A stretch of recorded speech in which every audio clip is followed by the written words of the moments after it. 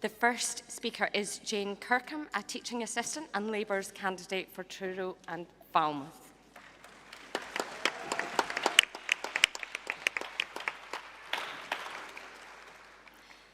Good morning, Conference. My name is Jane Kirkham, and I'm proud to be the parliamentary candidate for Truro and Falmouth. Conference. We have so much work to do. In Cornwall, wages are below average and house prices are far above. We have a bright future in renewables, digital, arts, in people, but we need the skills, the training and the education to take advantage of it. We have been let down by a Tory government that over 13 wasted years has ignored our young people's education and limited their ambitions. In Cornwall, higher and further education are difficult to access. Students travel long distances on poor public transport, and less than 1/5 of our disadvantaged students went to university in 2019. The inequality gap is widening grossly under this Conservative government, but it just doesn't care. I was a teaching assistant in a secondary academy for 7 years, and I'm a governor where more than half the children have free school meals now. I see the destruction of our school infrastructure every day. State preschool nurseries and wraparound care really doesn't exist where I live. The breakfast clubs and focus on early years that the next Labour government is putting at its heart will be a revelation in Cornwall and throughout Britain. They cannot come soon enough. The next Labour government will tear down the obstacles to opportunity, the class ceiling that holds so many of our young people back. Conference, please welcome the woman who will deliver, the woman who will enable our young people to break through that ceiling. Labour Shadow Education Secretary, Bridget Phillipson.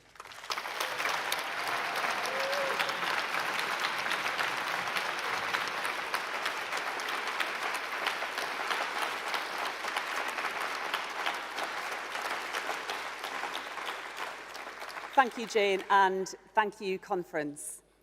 Growing up in the North East in the 1990s, it was teachers and support staff like Jane who not only gave me an amazing education, but in doing so, taught me so much about why education matters. They saw the value and worth in each and every one of us. And I never forget that I'm standing here today, above all because I was lucky. Lucky to have a family filled with love. Lucky to have a school that cared. And today I have the amazing good fortune to be Labour's Shadow Education Secretary with a fantastic team of ministers around me.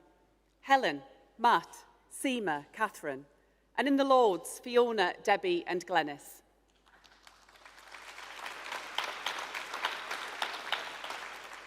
But Conference, it goes to the heart of all of our values, that life should not come down to luck, that opportunity belongs to everyone, that the role of government is to extend opportunity, fundamentally to extend freedoms to each of us and to all of us. Freedom from fear, from ignorance, from illness, freedom from insecurity, from injustice and from poverty, freedom to achieve and to succeed, to learn and enjoy, to take part and to speak out. These are the opportunities which for 13 years this government has ripped away. Those are the freedoms our children deserve, and it is the future which once again a Labour government will give them.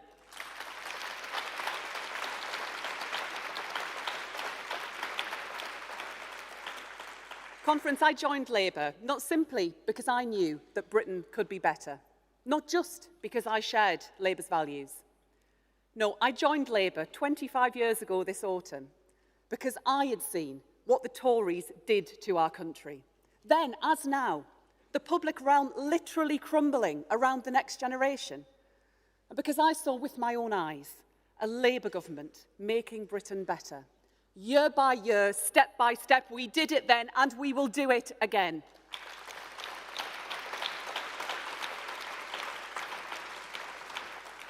And just as life shouldn't come down to luck, government cannot be left to chance. It's why Ciara set out the 5 missions we will take from opposition into government. Because to be Labour is to believe that the future is something we shape together, not face alone. Conference, our missions speak to that ambition, that determination, that faith in our collective strength. Rising growth, falling crime, healthier lives, greener energy, and the greatest of all, a determination that for each of us and for all of us, background will be no barrier to opportunity, and education is the key to that.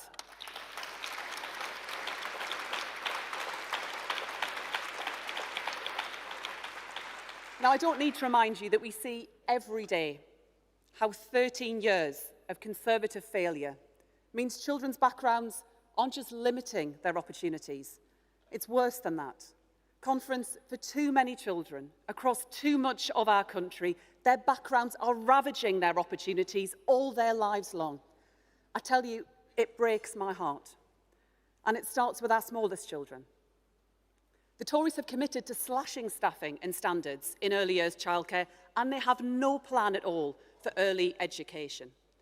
And as children grow, when school begins, the gaps widen just as the curriculum narrows. Because for our children, the teachers aren't there, aren't qualified, or it isn't their subject. The buildings are turning to dust. And just on Friday, we found out that the Conservatives had botched next year's schools budget by a staggering £370 million. The mess that the next Labour government is going to have to sort out in education simply beggars belief. Now, Conference, every parent wants the best for their children. Every parent, not just those who can afford it. Aspiration and ambition are for everyone, and so too must be excellence and opportunity.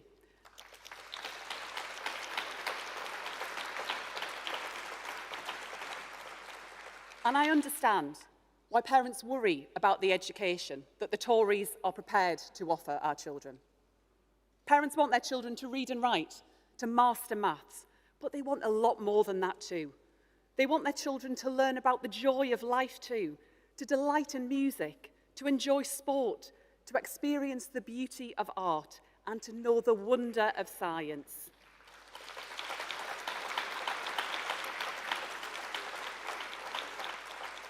They want their children confident, ready to speak up and speak out. They want them to carry a love of learning right throughout life that sets them up to achieve and to thrive. Conference, I want those standards, those expectations, those dreams for every child.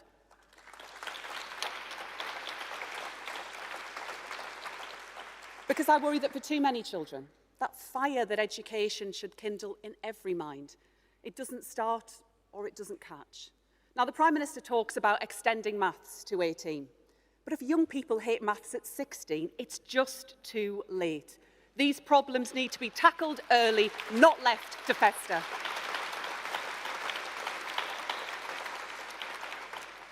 Apprenticeships down, qualification reforms botched, then junked. A levy on employers that doesn't deliver for companies or communities, for individuals or for our economy. Other people's children. Our children, not theirs. Again, with universities, degrees are for their children, not ours. It's never their kids' choices or chances that they're keen to wind back. Student debt for nurses, for young people starting out, looking to buy a home and build a family, not their problem, other people's children. The Education Secretary made their ethic her motto, nothing to do with me. Conference, I tell you, we will change every part of it, and we will change it for good.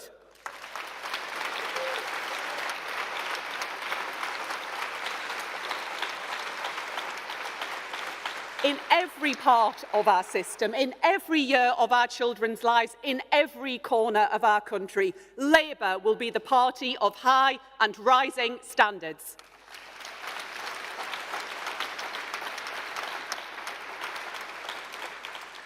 Now, Conference, I think we all know what the private schools lobby think of our ambition. They were arrogant enough to write it down. Chippy.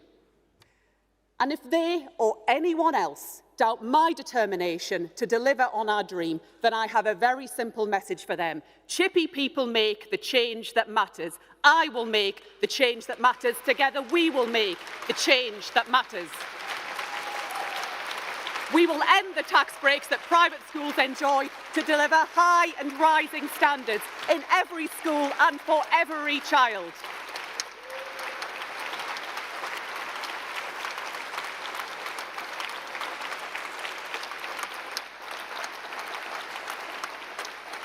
Now, Conference, our ambition starts as education starts, at the beginning of all of our lives. Our childcare system must be about life chances for children, as well as work choices for parents. That's why I am determined that new investment in childcare comes with ambitious reform, to ensure that early education is available in every corner of our country, for every family and for every child. To drive up standards for our youngest children and lift up the amazing people who support and teach them. It's why we'll end restrictions on councils delivering childcare. It's why today I'm announcing that Sir David Bell, former primary school teacher and former Chief Inspector of Schools, will lead Labour's work to develop the early years plan the next generation deserve.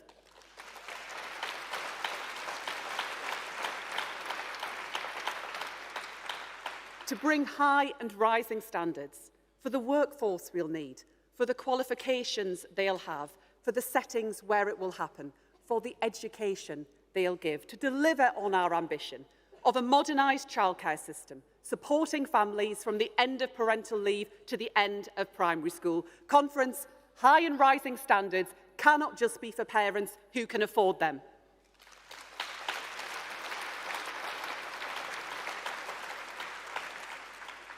I want them for my children, for your children, for all of our children. And that's why as children start at primary school, we'll deliver breakfast clubs to start the school day, funded by closing the tax loopholes for the global super-rich. It's why we'll roll out early interventions to transform children's speech and language skills and tackle the attainment gap in settings across our country.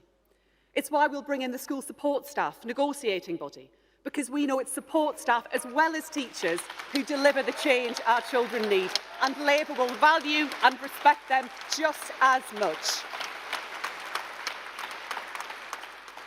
And it's why I'm proud to tell you today that we'll tackle our chronic cultural problem with maths by making sure it's better taught at 6, never mind 16.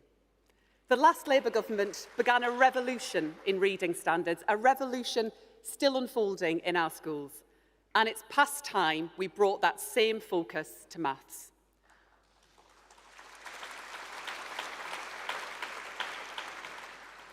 One in 4 of our children leave primary school without the maths they need. That is a disaster. Maths is the language of the universe, the underpinning of our collective understanding. It cannot be left to the last years of school. And that's why I'm determined that Labour will bring maths to life for the next generation. Better training for teachers to teach with confidence and success. Better standards for our children so they're set up to succeed. Because be it budgeting or cooking, exchange rates or pay slips, maths matters for success. And I want the numeracy of all our young people need, for life and for work, to earn and to spend, to understand and to challenge. I want that to be part of their learning right from the start.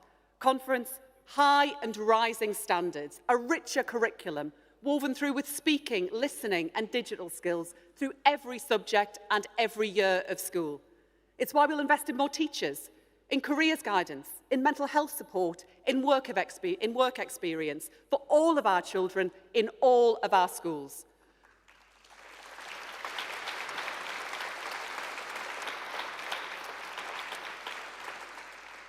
And we'll deliver those standards, not by ending inspection, but by improving it, with annual checks for the issues that matter most.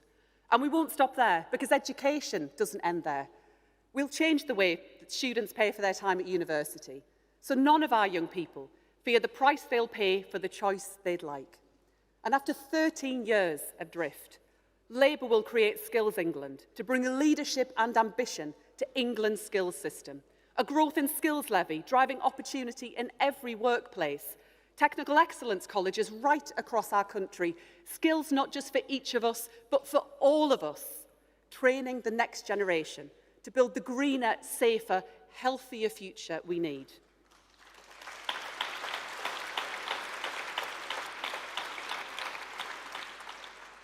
Ours will be a government with not just vision, but drive, not just a dream, but a plan. Conference, the difference between us and the Conservatives isn't just about values, competence, or ideas. It's simpler than that. It's all about hope.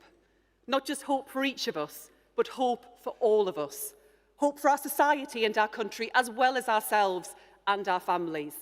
Hope that our greatest days are yet to come. Conference, Labour will again bring hope to a new generation. Labour is the party for the future we all deserve. Thank you very much.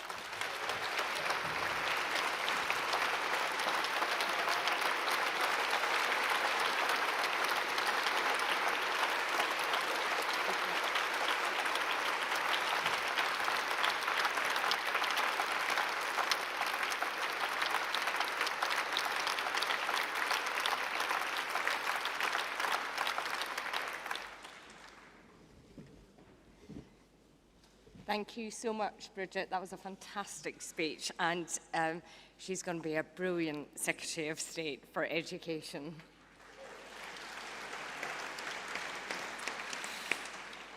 Now, Conference, we move our composite motion listed from page 8 of the CAC report.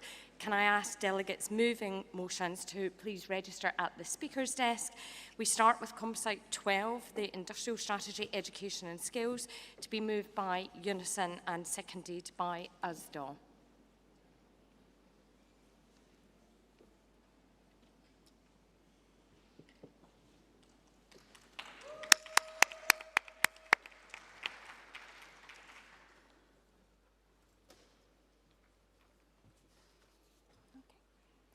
Good morning, Conference. My name is Karen Atkinson and I am proud to be here today moving this composite motion on behalf of my trade union, Unison.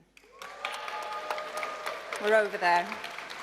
Because we are here in Liverpool, I'd first like to pay tribute to the brave staff of Orchard Day Nursery, just up the road from here, who came together to negotiate for better pay after struggling for too long on low wages. Sadly, instead of listening to their concerns and rewarding their hard work, the bosses suddenly closed the gates to the nursery for good, putting 50 staff out of work and leaving 200 families scrambling to find alternative childcare. And if it can happen here, it can happen in your neighbourhood too. Our early years workers are some of the lowest paid people in the country, with little opportunity for career progression, leading to an often high turnover of staff. Our childcare sector is underfunded and precarious. Our childcare workers are undervalued. I don't believe this is how we should treat those who look after our children. This is, after all, an essential service. My children are now 7 and 4. My youngest has just started school, so those nursery days are sadly just behind us. But I will remember forever the amazing staff who loved and cared for my kids. They do incredible work and should be fairly rewarded. Conference, this motion is about ensuring that an individual's background is no barrier to opportunity. And to make this a reality, we need to begin by investing in our early years sector. It is the foundation for everything. And we mustn't stop there. We need to invest in our schools, in further education, and in our universities. Our education sector is literally crumbling around us. There are buildings too dangerous to work in and staff using food banks. Early years practitioners and support staff in our schools, colleges and universities too often forgotten.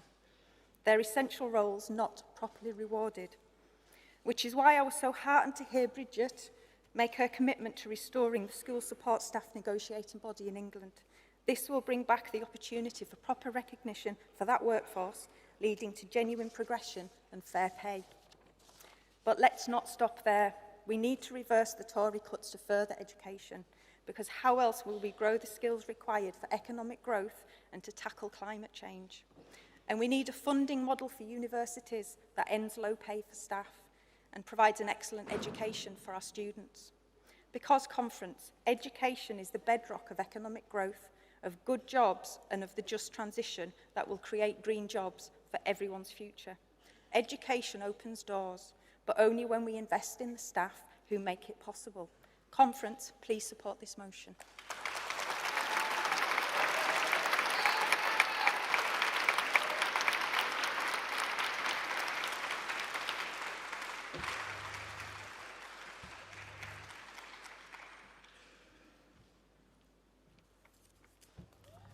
Chair, Conference, Jane Jones, Usdaw, seconding Comsite Motion 12. Conference, the world of work is undergoing a period of rapid transformation, global challenges and a cost of living crisis, and developments in new technology have all created an uncertain and changing environment. And choices made by successive Tory governments have seriously undermined skills and development. They've needlessly scrapped the Union Learning Fund in England and consistently failed to address huge flaws in the apprenticeship levy, leaving the country completely unprepared for the challenges that lie ahead. This appalling record must be reversed before it's too late. Labour is already committed to developing and supporting a modern skills system. This will be a huge piece of work. We need more support for further education and training providers to help deliver meaningful and effective lifelong learning.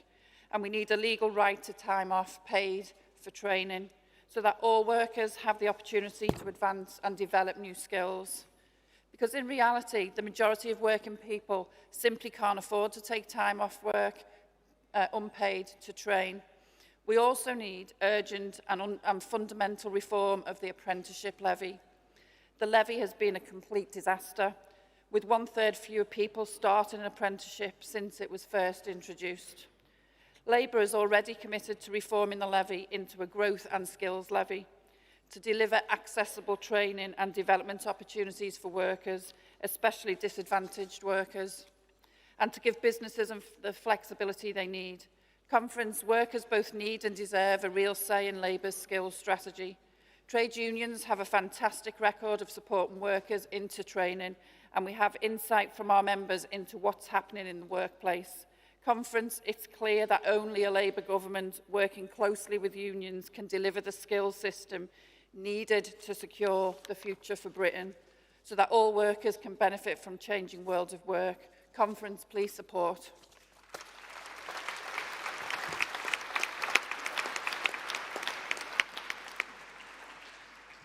Thank you for those contributions. We're now going to open up to discussions from the floor. I'll pick speakers in rounds of 4. I'm gonna try and get a geographical balance, but I might not be able to fit everybody in.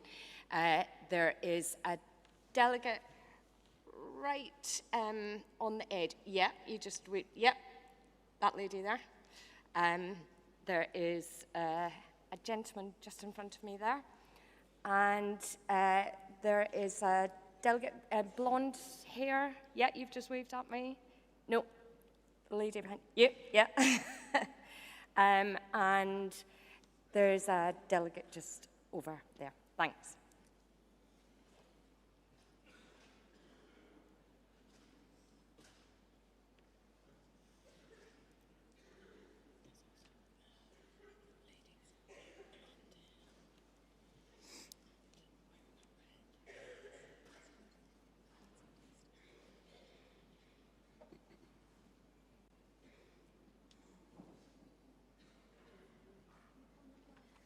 Good morning, Conference. My name is Councillor Elizabeth Roberts, first-time delegate and first-time speaker. Also hopeful West Mercia PCC candidate. So I stand before you as somebody that has lived experience, and I assume many before me are the same. I came to the Labour Party in 2019 because of the way that my neurodiverse twins have been treated within education. My son, autistic, ADHD and PDA, had a statement of special educational needs and was illegally expelled at the age of 6. That was the first night my son attempted his life. I caught him within seconds of hanging from his cabin bed because the headmistress had said, and I quote, he wasn't good enough for mainstream education. And since then, I have been fighting on behalf of him and 3,000 other families within Shropshire Thank you.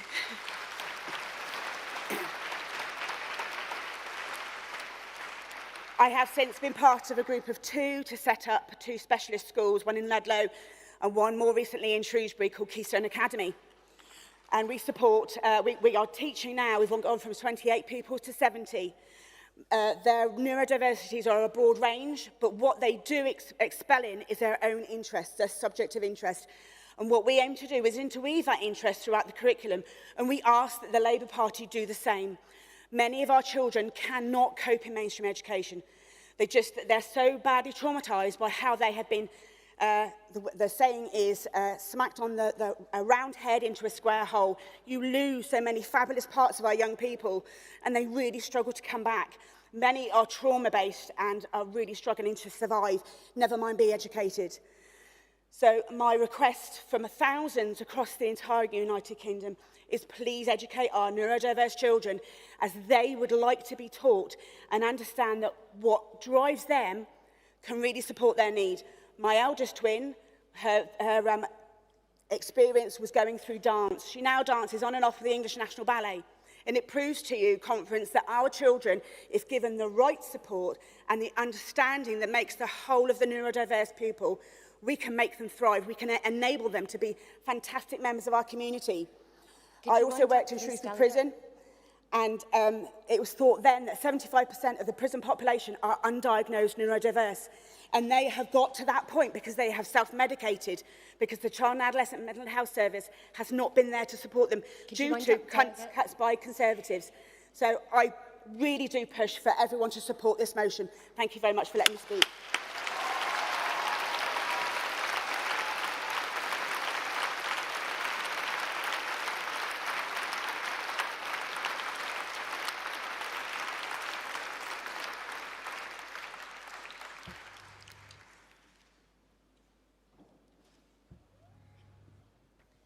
Good morning, conference. I'm Lauren Rhodes.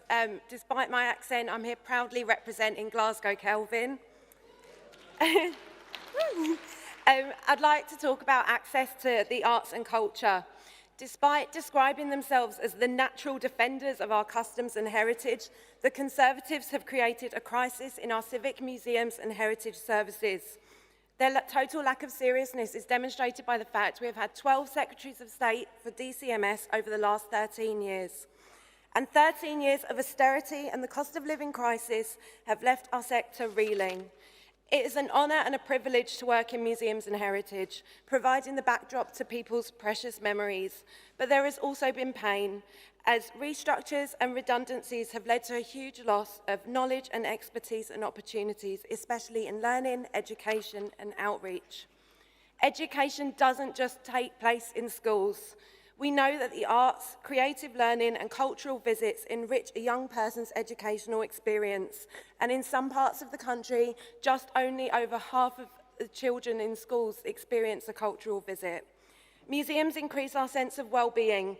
They help us feel proud of where we come from. They can inspire, challenge and stimulate us, and cultural visits are proven to help mental health.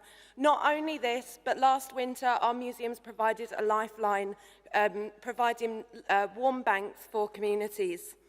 Museums enhance everyone's life chances by breaking down barriers, and despite the ongoing cuts and the attempts to drag us into their culture wars, we continue to strive to do this through active public participation, working with our local communities and sharing our collections and knowledge. That's why I'm so happy to hear about Labour's National Cultural Infrastructure Plan and to hear how Thangam Debonair and Bridget Phillipson have been working together to embed cultural and creative education through this mission, to break down barriers to opportunities. Museums change lives, and so will a Labour government. Thank you.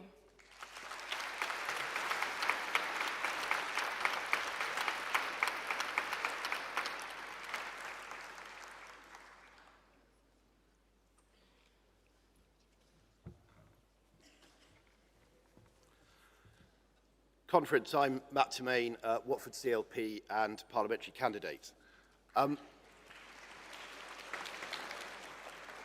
Thank you. Conference, I want to talk to you about opportunity and access to it. When I was a child, I went to the local state school. And there, the children that I mixed with had parents who came from a very broad section of society. They were nurses, mechanics, airline pilots, and accountants. But the parents that I meet now, when I'm out in my constituency, they worry about their children getting into a decent local school with the resources that are needed and sufficient teaching staff. But I know that Bridget and her team will deliver on that under the next Labour government. Conference, we must broaden the horizons of opportunity for children and for adults, because a horizon narrowed is an opportunity squandered. Opportunity is for everybody. Opportunity is with Labour. Thank you.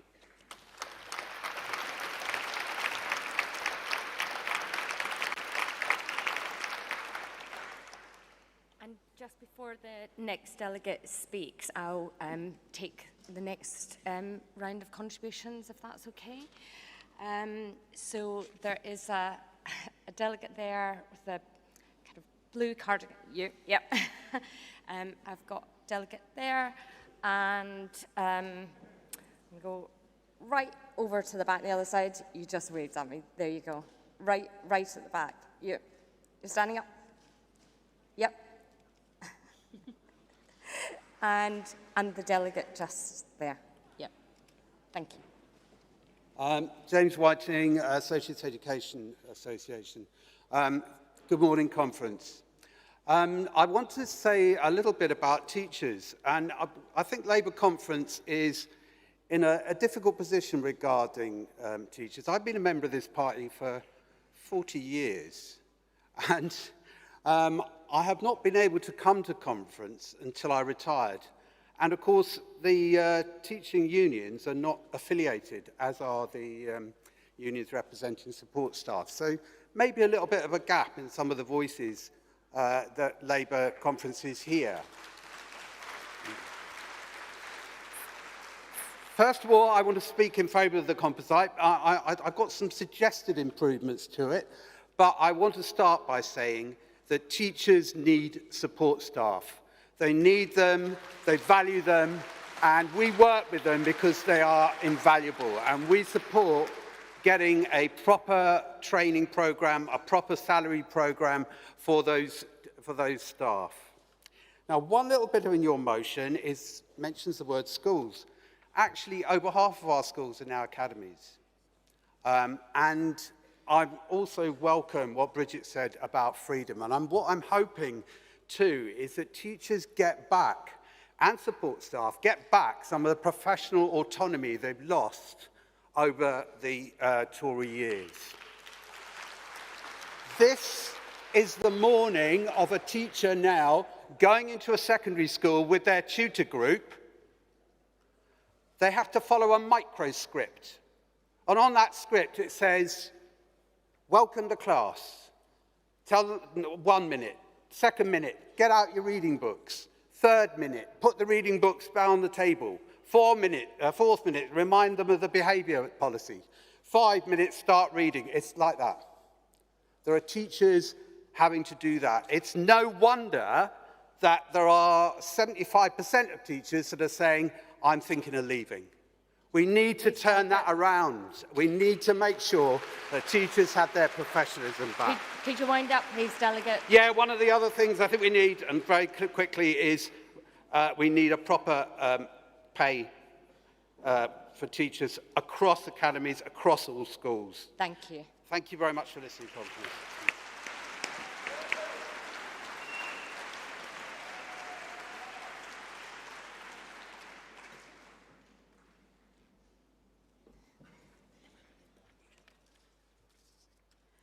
Rebecca Lewis, Wickham Labour, first time at conference.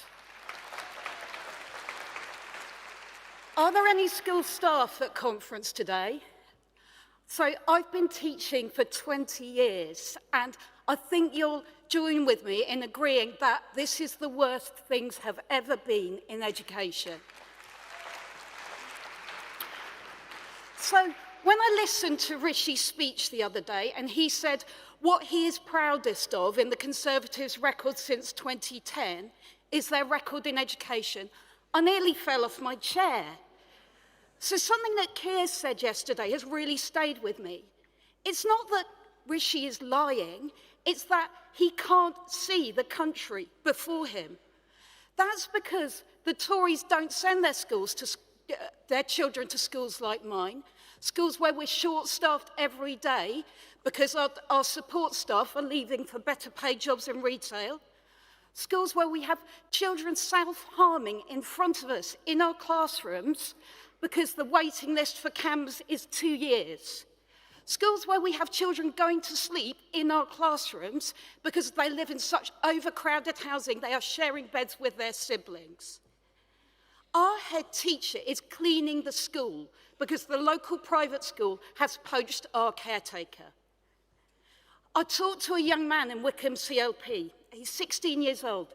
He's been taught his chemistry GCSE in a class of 62 because the private school poached his chemistry teacher. I urge you to support Composite 12 and make this chippy woman the next education minister.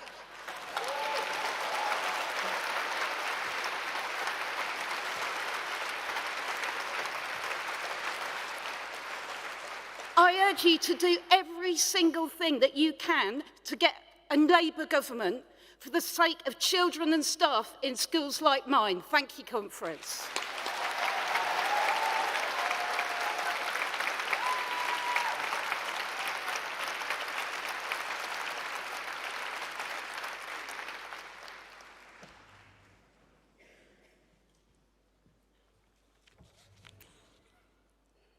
Hi, I'm Lauren Dingsdale, and I'm the delegate for Eltham CLP in South East London. And last year, I made history by being elected as a Labour and cooperative councillor in what was considered a very safe Tory ward in the Royal Borough of Greenwich. Not only did I win the most votes in the ward, but I also took the seat from the leader of the Greenwich Tories.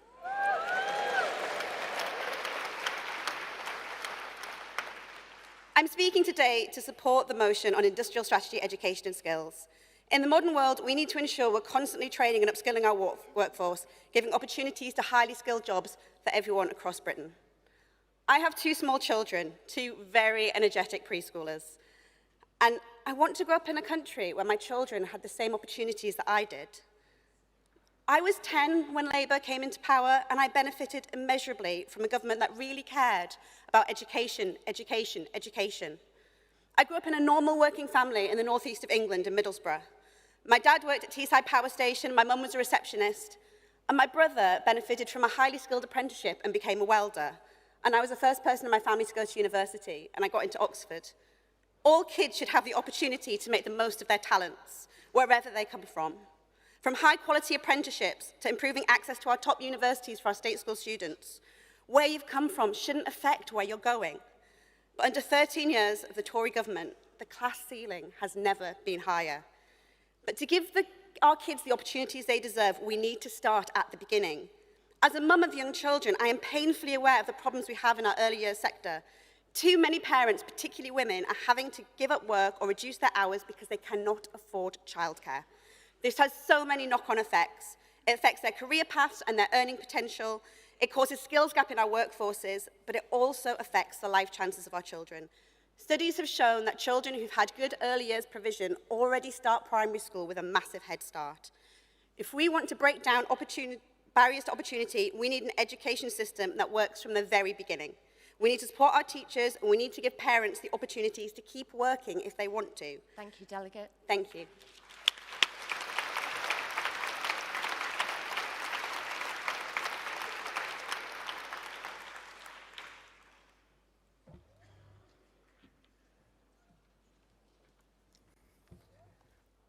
I'm Sam Carling, and I'm the youngest councillor on Cambridge City Council.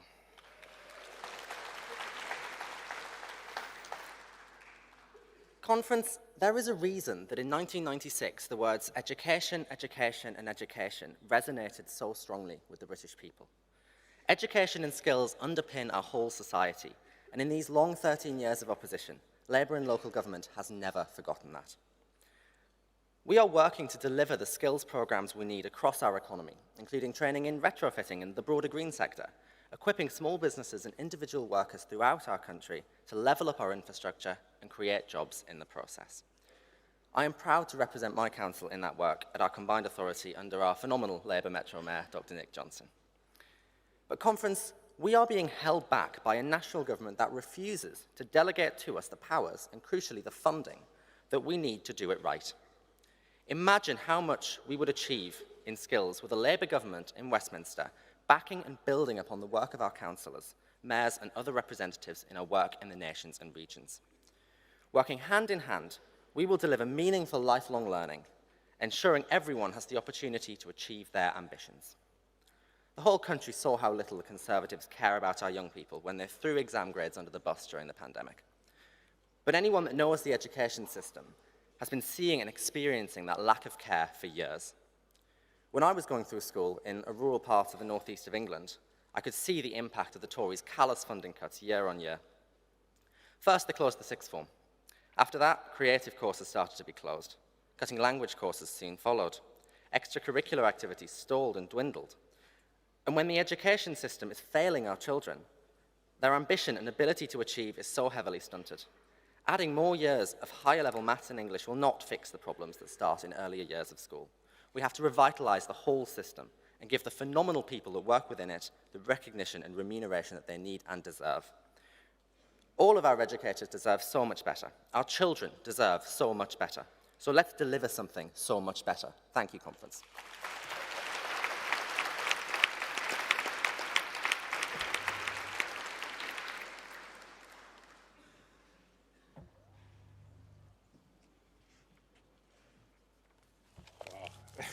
Hello, conference. My name is Jonathan Ashworth. I'm a delegate from Greenwich and Willis CLP. First-time delegate, first-time speaking.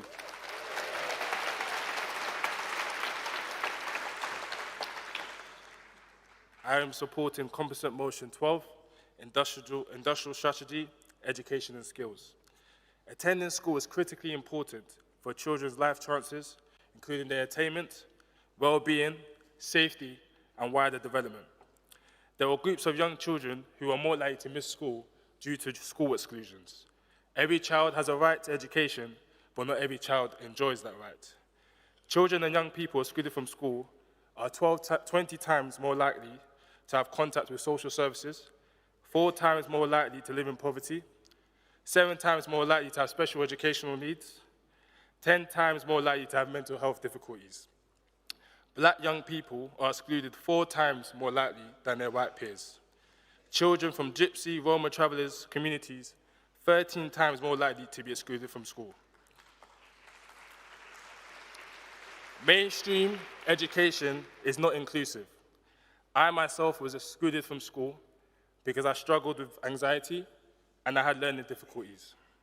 I was labelled as aggressive and disruptive, but I never received any pastoral or mental health support. My mother paid for me and my twin brother to complete our GCSE exams and A-levels, in which I'm here to stand here today as a delegate.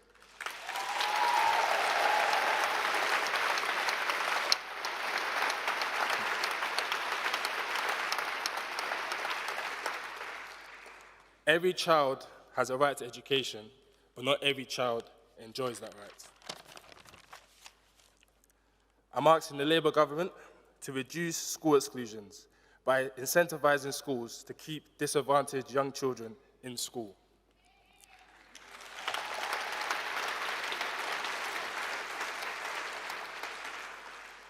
We need to equip schools with resources to cater for additional needs. So I agree with Labour's plan to help with teacher training, help teachers to understand and walk with vulnerable young children, motivate teachers to let them know that these are the future leaders of our generation. Thank you, conference.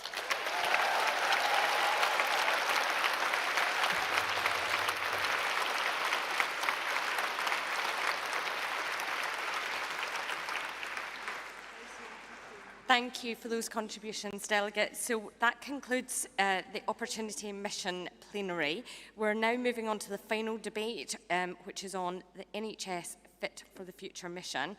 That debate will include Composite 13, NHS Fit for the Future. In a moment, we'll hear from Wes Streeting, but first we have Nathaniel Dye, a music teacher and keen runner.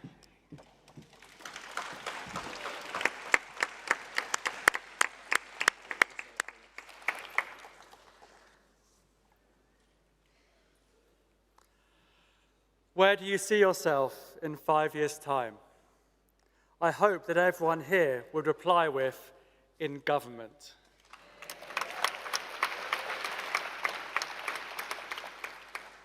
Well, I'm an award-winning primary school music teacher. What about me? Perhaps I could rise to become a deputy or even a head teacher, or focus more on my music and make it on stage at Glastonbury. I could have a loving partner, a family of my own. Sadly not. Because I have stage 4 incurable bowel cancer, and in 5 years, it's all but certain that I will be dead. No career, no family, no opportunity. Cancer has robbed me of a promising future. Recently, I've been through chemotherapy and life-threatening emergency surgery, but this isn't the first time I've found myself in the caring hands of our NHS.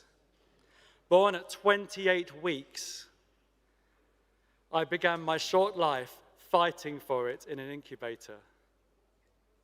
I continue to fight by using every blessed window of wellness to live as fully as possible, with as many marathons and ultra-marathons as my dwindling health allows. That's true.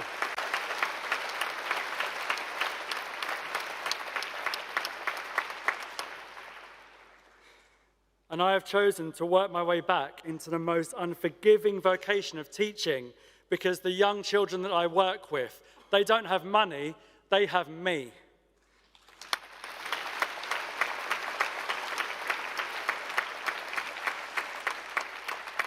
And strange as it may sound, I can't think of a better use for the time I have left.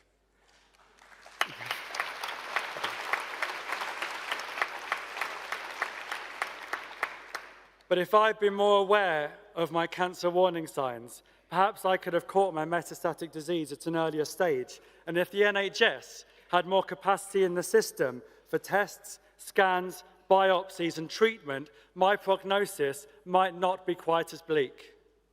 From GP contact to chemotherapy, just in time for my 37th birthday, I waited 15 weeks. This was all meant to happen within 62 days.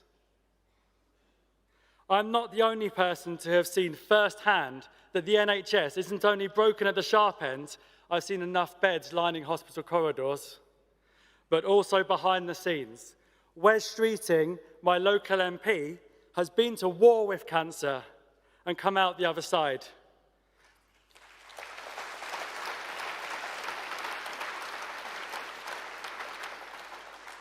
Take it from me. This tells you a lot about a person.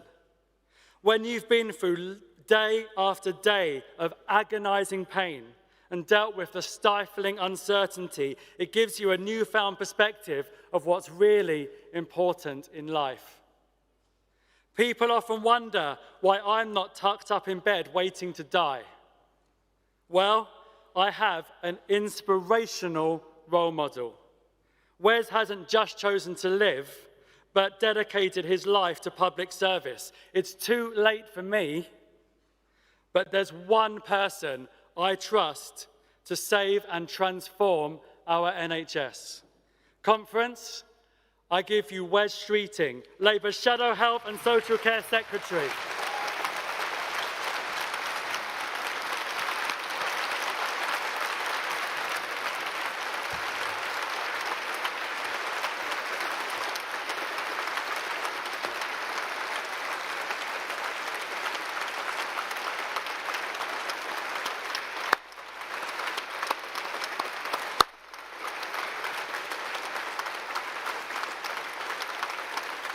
Thank you.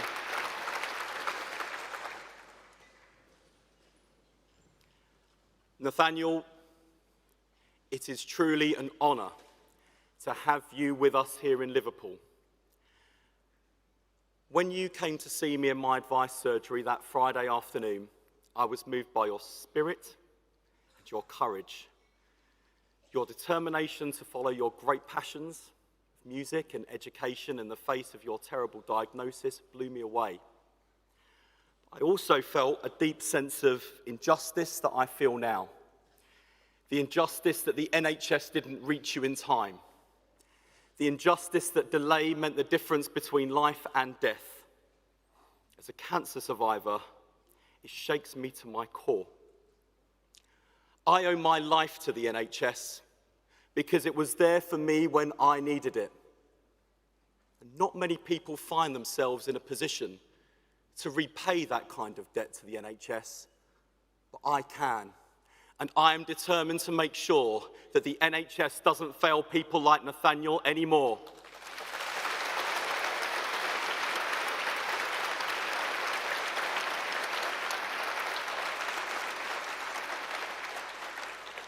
It starts with gripping the crisis in front of us. 7.7 million people waiting, the longest waiting list ever.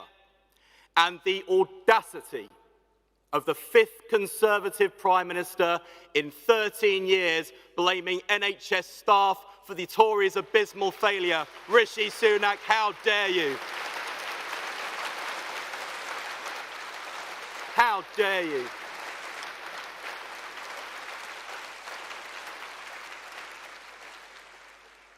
There is a window of opportunity for negotiations before the next round of strikes takes place. A serious Prime Minister would take it. But this is his government in a nutshell. Problems are there to be exploited rather than solved. Meanwhile, patients are left waiting.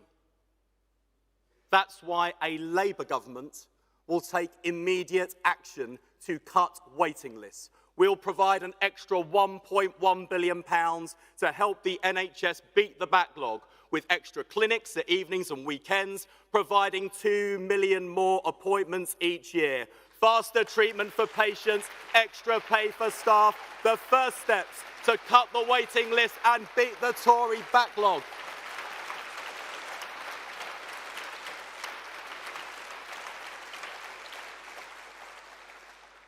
Paid for by abolishing the non-dom tax status.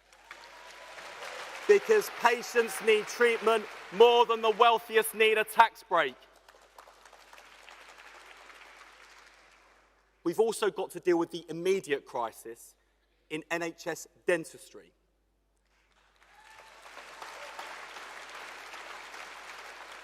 Do you know, things are so bad that the #1 cause of hospital admissions among children is tooth decay.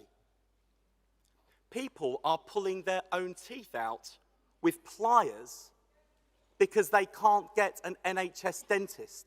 This is Dickensian, DIY dentistry in 21st century Britain. That's why Labour will deliver 700,000 extra appointments each year, get more dentists into the communities that need them most, and make sure that everyone who needs an NHS dentist gets one.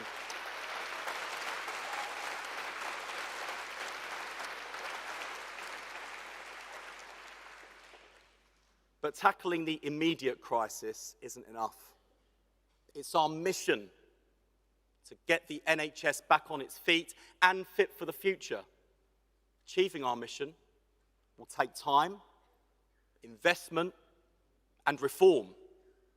Reform is even more important than investment, because pouring ever-increasing amounts of money into a system that isn't working is wasteful in every sense. A waste of money we don't have, a waste of time that is running out, a waste of potential, because the NHS has got so much going for it. Labour will never abandon the founding principles of the NHS as a publicly funded public service, free at the point of use.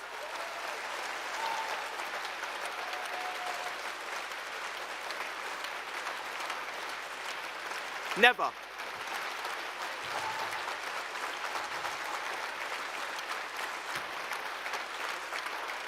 And conference,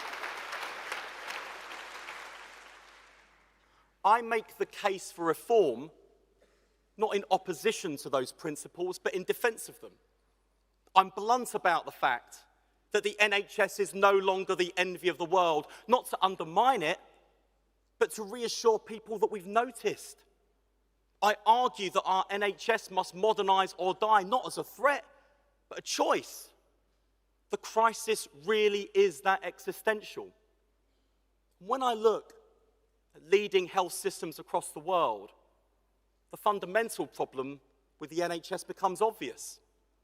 We have an NHS that gets to people too late, a hospital-based system geared towards late diagnosis and treatment, delivering poorer outcomes at greater cost, an analogue system in a digital age, a sickness service, not a health service, with too many lives hampered by preventable illness and too many lives lost to the biggest killers. So be in no doubt about the scale of the challenge. Not just because as waiting lists rise, public confidence falls, but because in the longer term, the challenge of rising chronic disease, combined with our ageing society, threatens to bankrupt our NHS. The Tories' answer is all sticking plasters in the short term, but an abandonment of the NHS in the longer term. As we saw in Manchester last week, the Conservative Party dances to the tune of Nigel Farage now, and the more they move to the right, the greater their threat to our NHS becomes. So it falls to us, the party that founded the NHS 75 years ago, to rescue, rebuild and renew our health service today.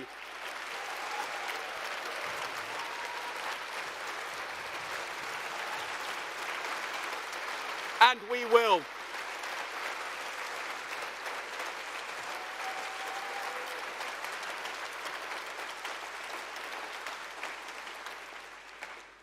To answer the historic calling of our founders, Labour's reform agenda will turn the NHS on its head. From hospital to community, analogue to digital, sickness to prevention, a neighbourhood health service as much as a national health service, pioneering cutting-edge treatment and technology, preventing ill health, not just treating it. And what gives me hope are the people working with and for the NHS today, who are leading the way to that better future.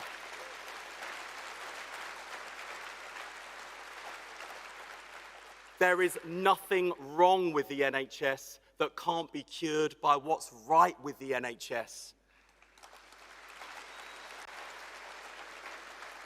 You know, in Sussex, GPs work together, providing specialist and urgent care in the community, allowing patients to see their regular family doctor and giving them greater control over their own care.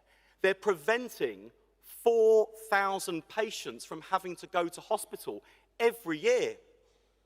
Primary care will be at the heart of Labour's plan for the NHS. We'll train thousands more GPs, cut the red tape that ties up their time. Labour will bring back the family doctor.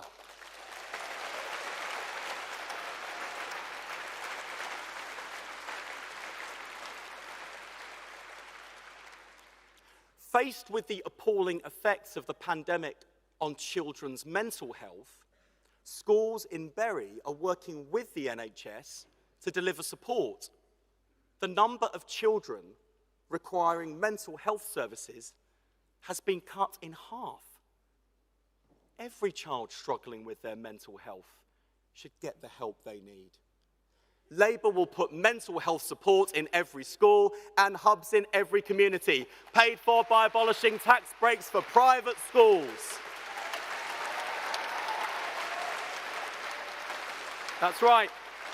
Politics is about choices. Labour chooses to give every child the best start in life, not just the privileged few. That's aspiration.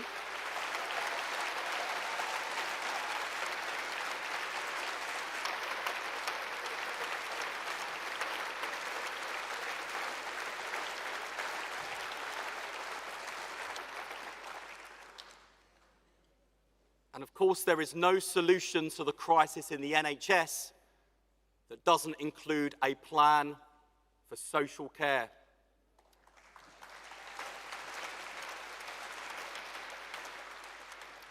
We will grip the immediate crisis in social care, starting with the workforce. And I'll have the best ally I could hope for, the former care worker turned Deputy Prime Minister, Angela Rayner.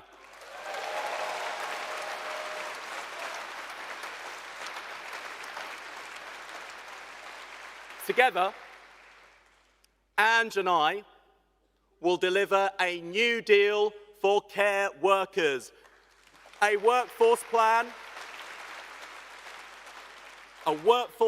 to address recruitment and retention, the professional status these remarkable people deserve, and the first ever fair pay agreement for care professionals, the first step on our 10-year plan for a national care service.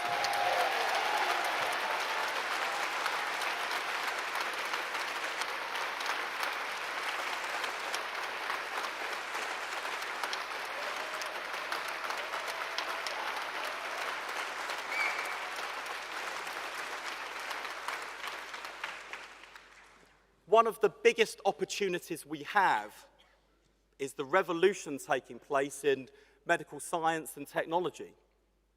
That revolution is happening here in Britain. We're a world leader in life sciences, home to some of the smartest tech entrepreneurs. Take Moorfields Eye Hospital, where artificial intelligence identifies signs of disease on scans with an accuracy equal to world-leading experts. They spot conditions earlier and prioritise patients with the most serious diseases before irreversible damage sets in.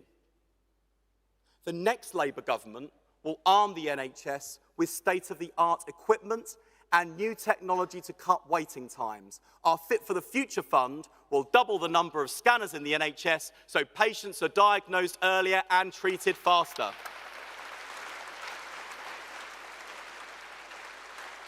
But more than that, breakthroughs in genomics and AI mean that we'll soon be able to predict and prevent illness in the first place. If we combine the care of the NHS with the ingenuity of our country's leading scientific minds, the NHS could once again be the envy of the world. And at the heart of Keir's mission-driven approach is this simple idea. Transformation of the National Health Service must go hand in hand with a transformation of the health of the nation. A child born in Britain today should live to see the 22nd century. I want them to be part of the healthiest generation that ever lived. That's Labour's ambition for children. And we will bring it to life by taking tough action against those who are cutting our children's lives short.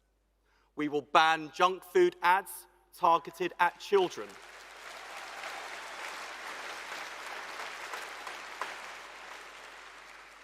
Bridget's breakfast clubs will provide every primary school pupil with a healthy, nutritious start to the day, making sure they have hungry minds, not hungry bellies.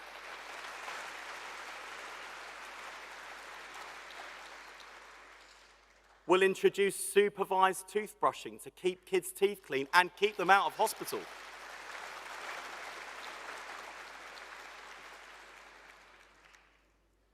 And to those in the vaping industry who have sought to addict a generation of children to nicotine with flavours like Rainbow Burst and Cotton Ice Candy, you have been warned. A Labour government will come down on you like a ton of bricks.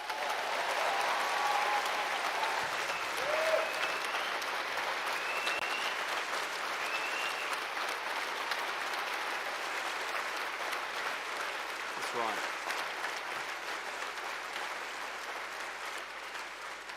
You know, back in January, I proposed going even further by outlawing the sale of cigarettes to the next generation altogether. Tory MPs said it was nanny state, an attack on ordinary people and their culture. They accused me of health fascism. Awkward. Because unfortunately for them, Labour is winning the battle of ideas, and where Labour leads, Rishi Sunak follows.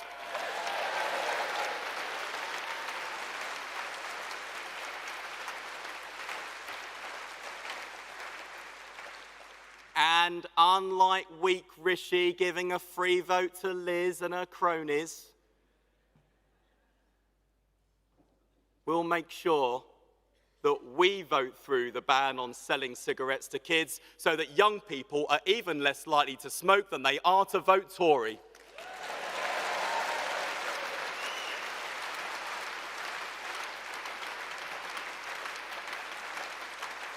Conference, those are just the first steps of what is needed. Our reforms will be fundamental and deep. They have to be, if the NHS is to be there for us in the next 75 years, as it has been in the last 75 years. The choice at the general election is clear. We can see the future with the Tories unfolding before our eyes. A two-tier health service, where those who can afford it go private and those who can't are left behind. Our NHS reduced to a poor service for poor people.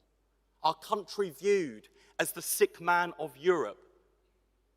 Labour has a different vision for our future, where no one fears ill health or old age, where people have power, choice, and control over their own health and care, where the place you're born or the wealth you're born into don't determine how long you'll live or how happy you'll be, where patients benefit from the brightest minds developing cutting-edge treatments, and where children born in Britain today become the healthiest generation that ever lived. That's Labour's ambition for our country.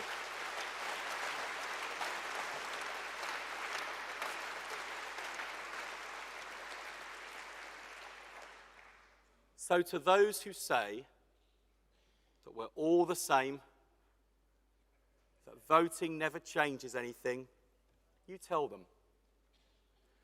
13 years of Conservative government have delivered the longest waiting lists and lowest patient satisfaction on record.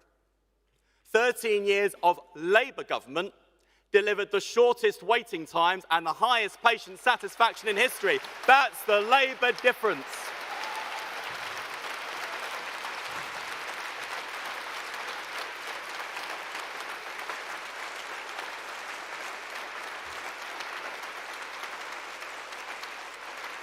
And conference,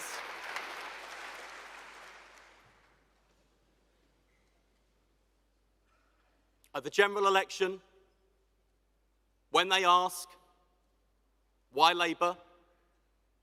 You tell them. 2 million more appointments a year to cut waiting lists, 700,000 more appointments with NHS dentists, mental health support in every school, mental health hubs in every community, double the number of scanners, the biggest expansion of NHS staff in history, more doctors, more nurses, more midwives, an NHS that's there for you when you need it, back on its feet and fit for the future. So let's go out there. Let's give Britain its hope back. Let's give Britain its NHS back. Together with Keir Starmer, let's get Britain its future back. That's what we're doing. Thank you.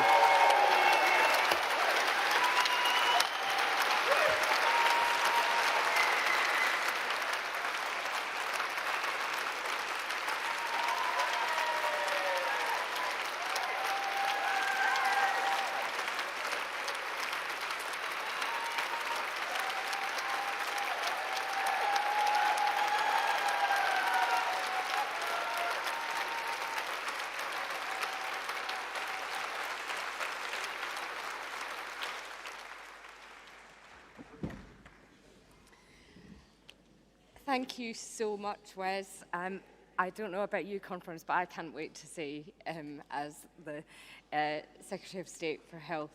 It's going to be awesome. And thank you too to Nathaniel for spending so much of your precious time with us.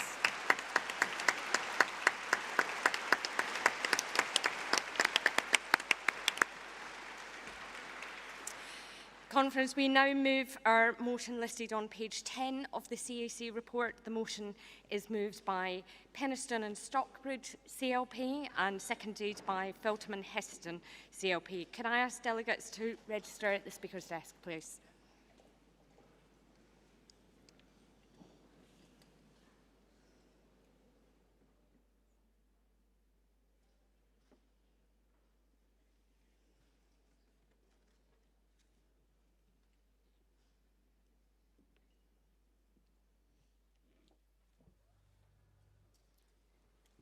Conference, my name is Alex. I'm a cancer doctor in our NHS and a first-time delegate and speaker.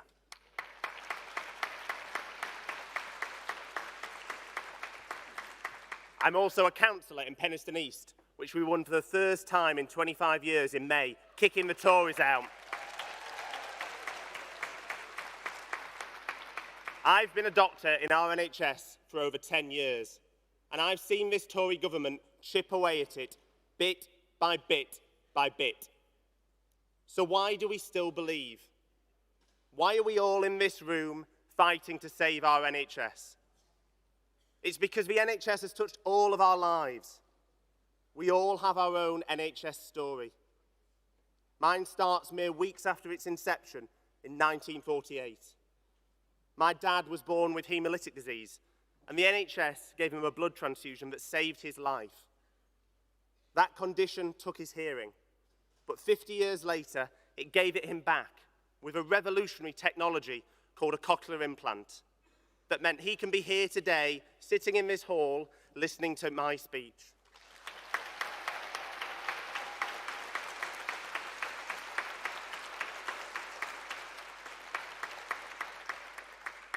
"15 years later, it saved my mum's life too.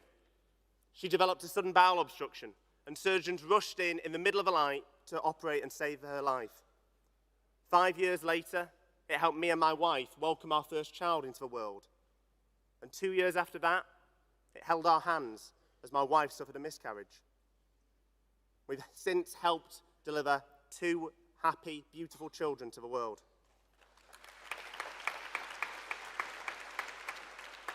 Throughout all of this, we never had to worry about how we'd pay.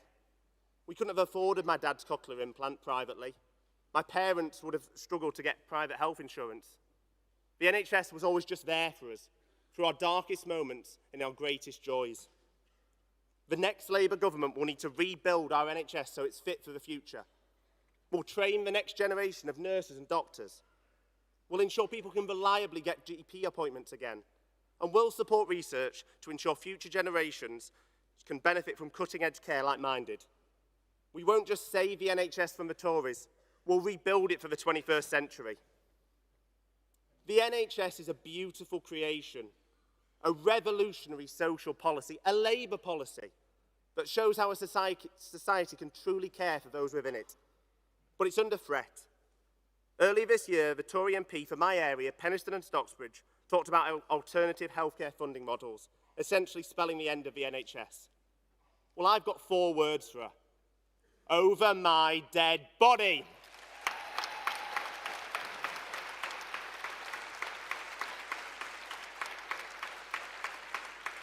Nye Bevan stood in our shoes in halls like this and said the NHS will last as long as there are folk with the faith left to fight for it.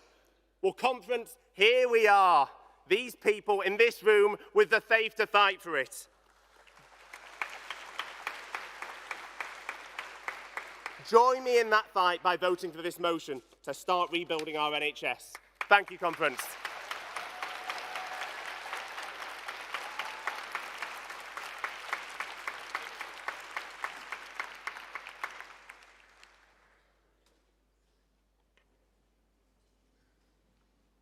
Well, that's not terrifying, having to follow those wonderful speeches by Nathaniel, by Wes and by Alex.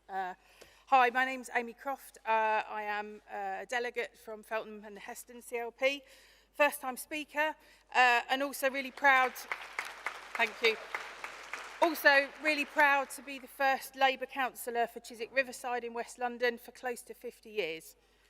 So it's cool. So there's a really deep security that we all feel in a quick, free and efficient access to diagnosis and treatment that we've been lucky enough to have. When this is not available to us, it also causes a deep sense of anxiety across the country. 13 years of Tory neglect has brought our NHS to its knees, and that is unforgivable. Conference, our NHS is not for sale, nor will it ever be.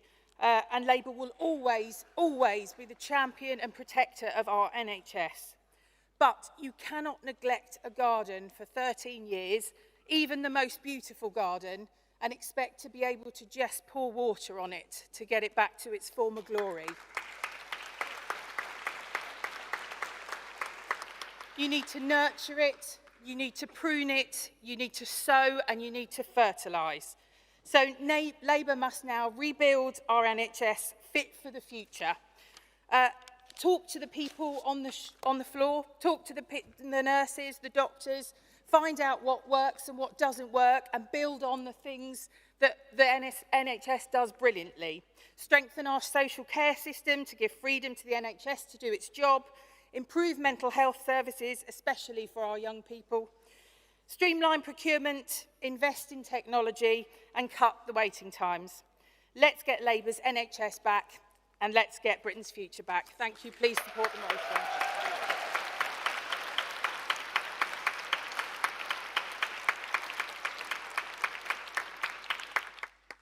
Thank you, delegates. I'm now going to open to discussion from the floor. I'm going to take contributions in rounds of 3.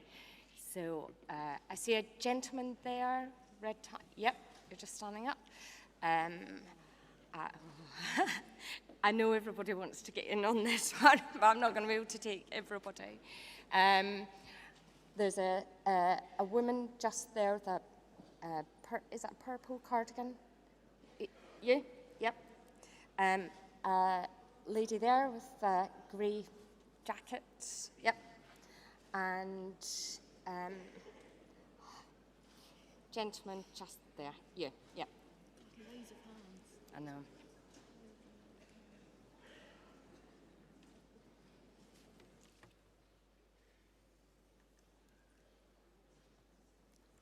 Thanks, Chair. Gordon Mackay, Unison. Conference, as an NHS nurse for 40 years, I'm proud every day of our health service. An NHS dreamed of by the Labour Party, built by a Labour government and protected by the Labour movement. And I'm equally as proud of the Unison members who deliver that service every day to people who need it. So thank you to the nurses, the cleaners, the admin workers, the ambulance staff, the healthcare assistants, who work together as a team every single day to make people's lives better. Conference, 3 weeks ago, my wife was admitted into hospital in a trolley to A&E. 18 hours later, she was still lying in the same trolley in A&E. That's our health service under the Tories and the SNP. No ambulance to get you to hospital in an emergency, beds closed down if you get there, and services staffed in goodwill as experienced staff leave. Conference, we're just holding on to our NHS, but we're close to losing it. Because while the NHS cares for you, we have governments that don't. In the next 12 months, people across Britain have got a choice to make. Continued crisis under the Tories, 7.5 million people who need help and waiting lists, over 2 weeks to see a GP, and surgery delays of over 2 years.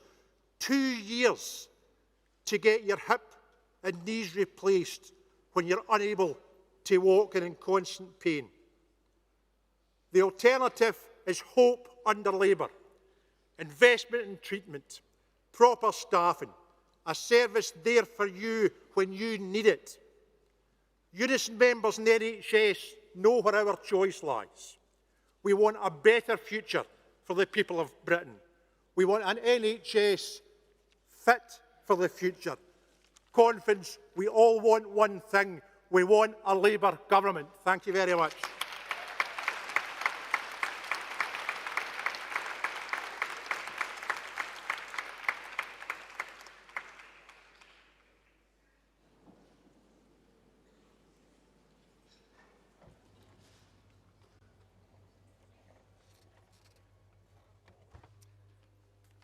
Conference. Ruth Middleton, Chair of Harrogate and Knaresborough Labour Party, speaking in favour of Composite 13. I could talk about lots of things today.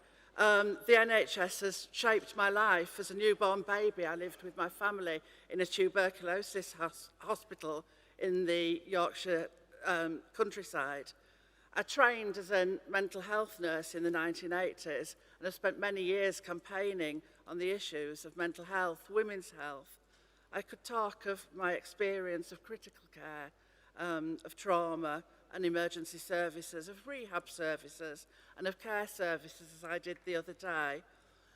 I could also talk about a good example last year when I was able to take advantage of a cancer service in my area that was run by volunteers, community volunteers, but employed NHS physios to work in a gym that was run by a community group and to offer free services to anybody who was affected by cancer. But what I actually want to talk to you about today is just a short story about some of the things that those of us who are in wheelchairs are facing at the moment. This is my wheelchair. It's an NHS wheelchair. Wheelchair services have been hived off in recent years to private firms. They're constantly going and competing with each other to make a profit for the people who are shareholders. They do very little to ensure that their services are useful for those of us with no mobility in my case. I don't exaggerate when I say that I feel that wheelchair services aren't part of the equation. It's true. Just a couple of examples. A few years ago, I could have lights on an NHS wheelchair. That was taken away probably about 6-7 years ago. We don't want to encourage you to go out, not at night, not when it's dark. We actually, slowly and by little, they've taken away my mobility and my rights. I was amazed a few weeks ago to get a letter inviting me for a new assessment, to go to a new building that had been specially designed for wheelchair services. There was a sticker on the letter saying, please note, we have no accessible bathrooms and toilets at this new building at our venue. Could you wind up, it surprised me, sorry. I'm desperate to see things improve. I spent time recently when my chair didn't work. It cost me £1,000 to have that repaired, money that I simply don't have. I'm crowdfunding for new chairs. My chair is cobbled together, apparently as parts from different years, from different chairs. It's ridiculous. I can't be cobbled together as a person, or I have been. But I just thought I'd give you that example. It's something that's rarely talked about. Thank you. And I'm sorry to go on. Thank you.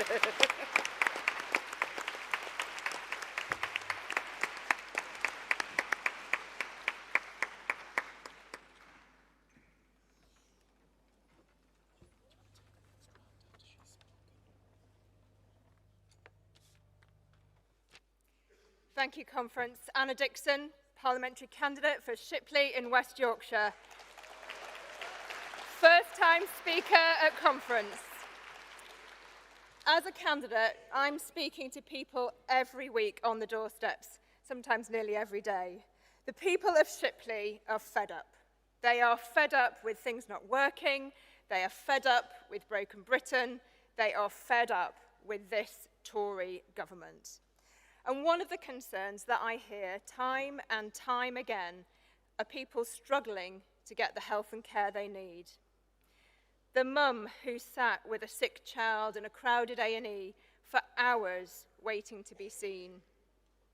The older person waiting weeks to get an appointment to see their GP. The young person with mental health issues told they can't get seen for months.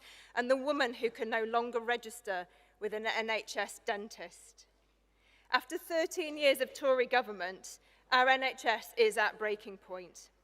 People are worried about the future of the NHS, and rightly so. Under the Tories, waiting lists are the highest on record, patient satisfaction is at an all-time low, and staff burnt out are leaving the NHS. This is the state of the NHS after 13 years of Tory government. The creation of the NHS is one of Labour's greatest achievements. We had a vision that everyone should be free from the worry of ill health, whatever your circumstances. An NHS there when you need it. I had the privilege of working for a Labour government in the Department of Health, and I saw the difference we made to the NHS. Record investment, waiting times down, more doctors and nurses trained, patient satisfaction at a record high. We can and we will do it again. We will deliver, under Wes's leadership, 700,000 extra dental appointments a year. We'll bring back the family doctor. We'll get care into the community and focus on prevention. We will build an NHS fit for the future. Thank you.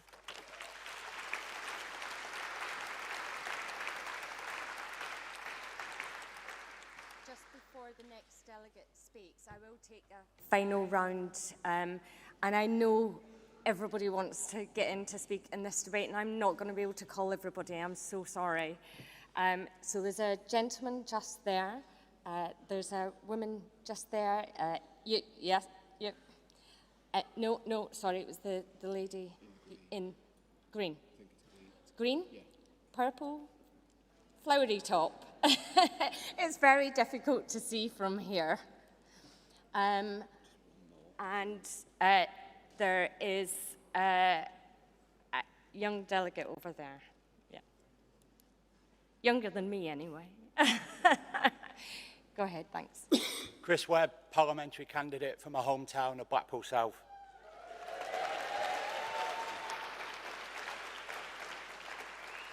Conference, I want to bring to light the struggles faced by my hometown and reaffirm Labour's commitment to ensuring everyone receives mental health support they need.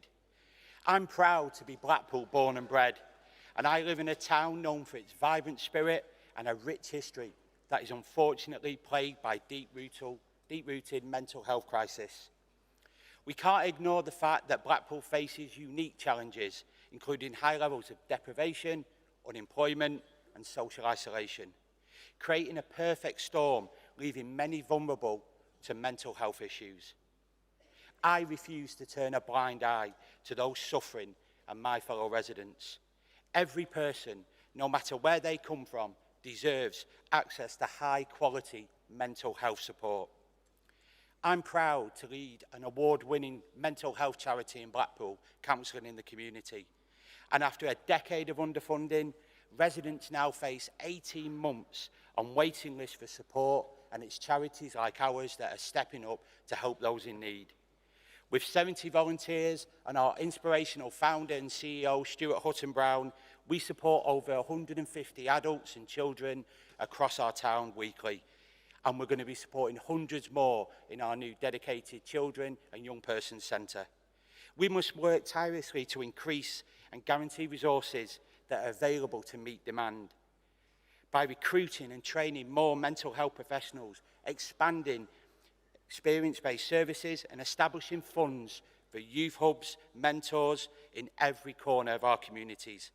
Under Labour, we will tackle poverty and inequality, providing greater opportunities for education, employment and social mobility. I will ensure, as our next MP, that mental health services are accessible, that stigma is eliminated and that every individual feels seen, heard and supported. Thank you, Let us unite to do this endeavour. Thank you.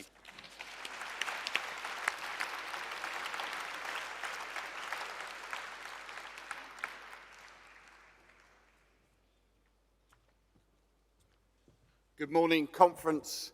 Vince Maple, proud to be the new leader of Medway Council. The first ever Labour and cooperative leader of Medway Council. And friends, let me say this, there could be one of 22 new leaders here, because on May the 4th, across the country, people turned to Labour for their communities, to make a change, to make a difference. And now, I'm proud to be part of 7,000, making Labour the largest party in local government.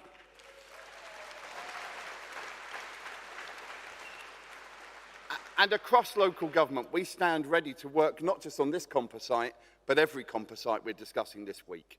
Because it's local government that's at the heart of every community, ready to deliver for our citizens day in, day out. And since we got elected on May the 4th, me and my cabinet have been getting to work, whether it's delivering the cost of living plan we debated and discussed with Keir 2 days after getting elected, whether it's my colleague Nashaba Khan delivering on tackling poor landlords, whether it's my colleague Lauren Edwards working closely with the FSB, that and so much more delivering in our communities. And why is that important to this issue? Because actually, with those thriving communities, the fact is people's mental health struggles if that isn't in place. And importantly, really importantly, it's the issue of public health. We've had in Medway a 91% cut in our revenue support grant since 2010. We're dealing with that issue. We're having to take some really difficult decisions, but the alternative is this. We end up with a society that doesn't exist. So we're going to keep working hard, as we did in the way to May the 4th, to make sure that we deliver that Labour government that can work hand in hand with local government to deliver for communities up and down the country. Thank you, conference.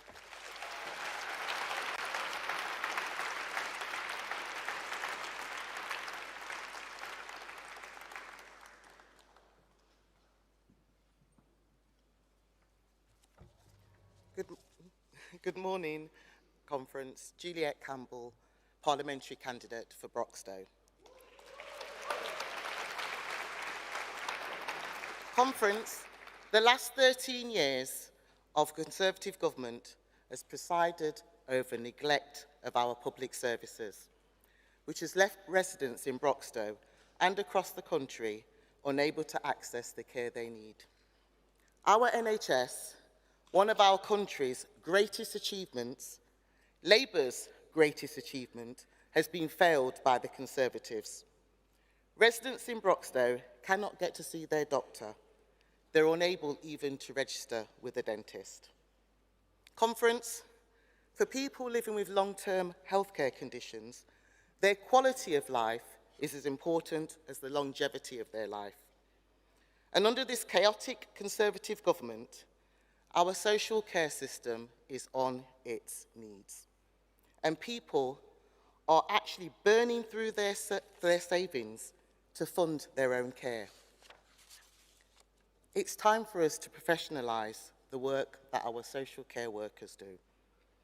A Labour government will take our social care system right into the 21st century and recognise the value of unpaid carers and families that save this country millions of pounds every year so that people can live independently. Better rights, decent standards, fair pay and better training for our amazing care workers.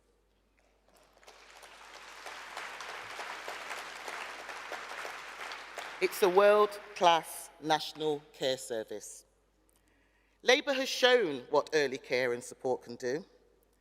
Just as Labour provided our Sure Start programme that not only transformed the lives of millions of families, it saved the NHS millions of pounds also, only for it to be cruelly dismantled by the Conservatives.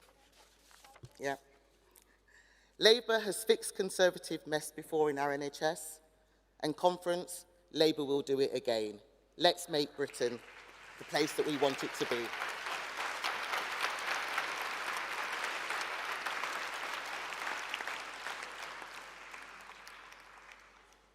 No, I'm sorry, Delegate. I don't have time to call any more speakers.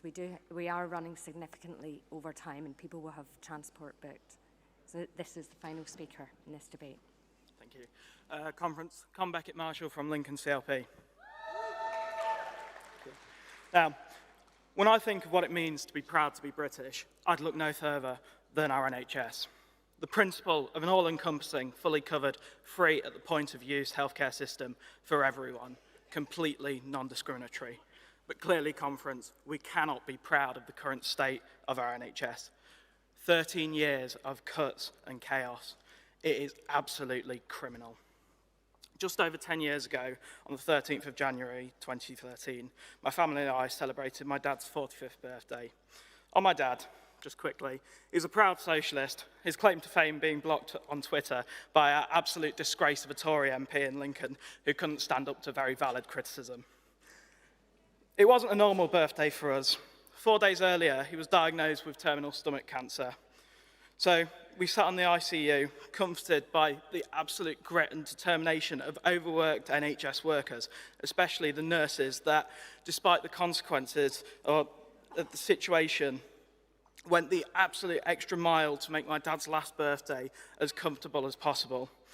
These people are just wonderful, and they deserve so much more than just us clapping for them.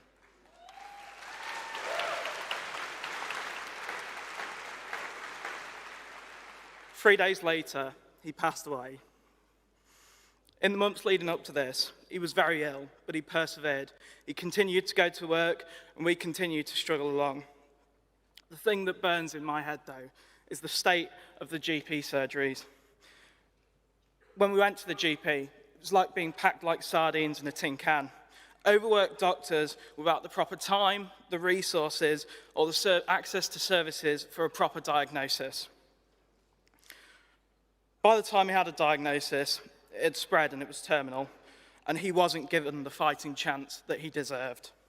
But today we have the technology and we have the capability to fight for a better NHS, and we need the drive to do it. Thank you. We have to bring an end to the postcode lottery that the NHS is built upon. It's a punitive system, starving the most vulnerable in our society. Thank you, Delegate. Conference, I urge you to back this motion. Let's get our NHS back. Lincoln needs Hamish Faulkner, and Britain needs a Labour government. Thank you.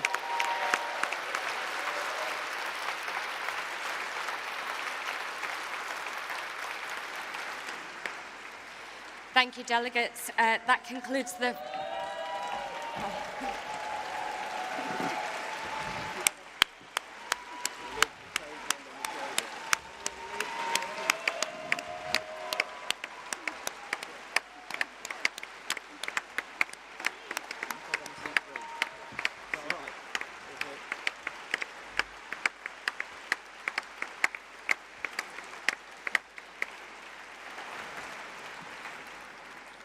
Conference, the glitterati has arrived. Very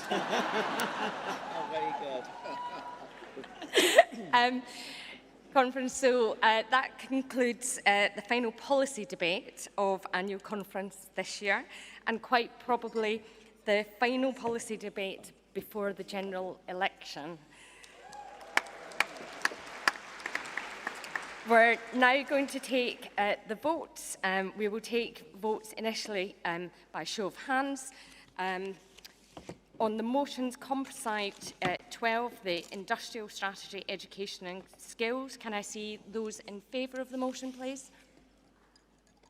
Thank you. And any against? And that's carried unanimously.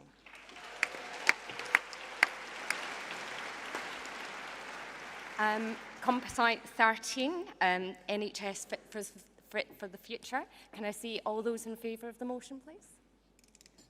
Thank you. And any against? That's also carried unanimously.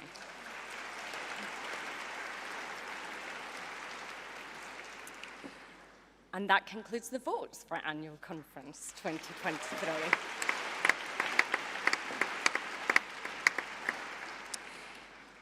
Now, Conference, last year, our sister party in Australia won a majority government for the first time since 2007.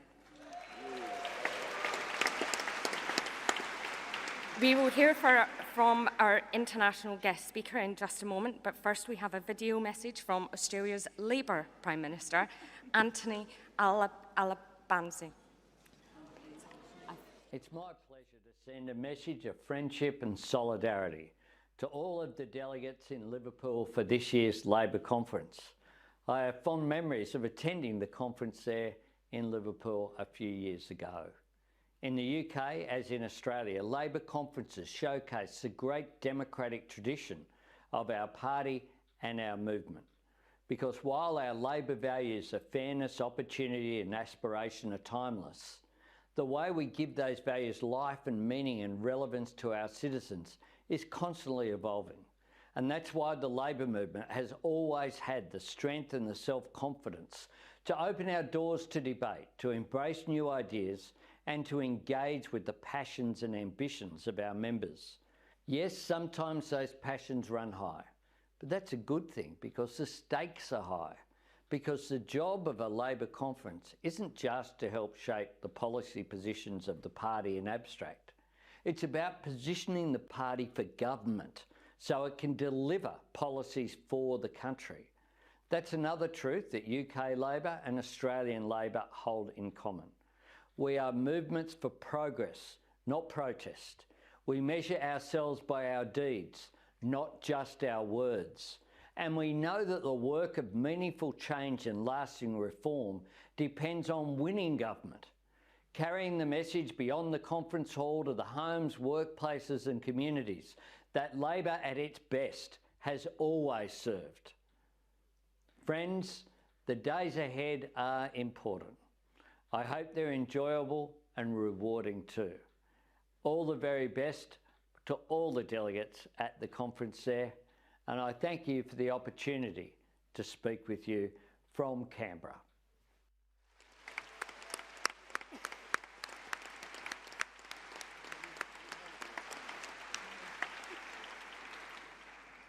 Conference, the war in Ukraine may not be in the news to the same extent as it was this time last year, but the borders of Europe, democracy is still under threat, and the brave people of Ukraine continue to fight.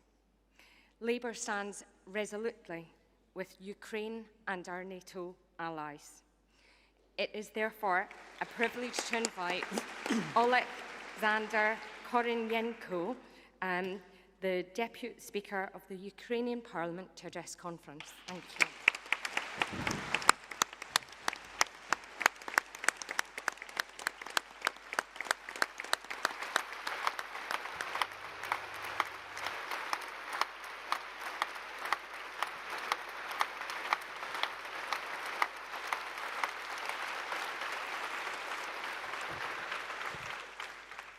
Conference, dear colleagues, first of all, I want to say warm words of gratitude from all Ukrainian people by all support that United Kingdom sent to our country.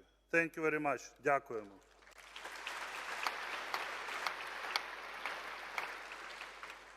Every ballot, every penny, and every word of support matters.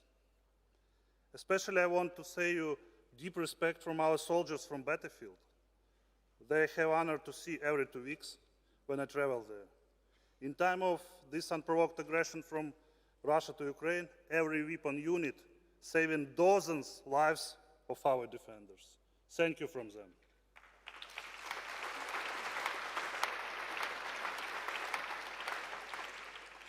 On the other hand, I know guys who trained in UK, and they assure me that the days of training here were the most excellent days in their personal military careers. Thank you for training of our soldiers.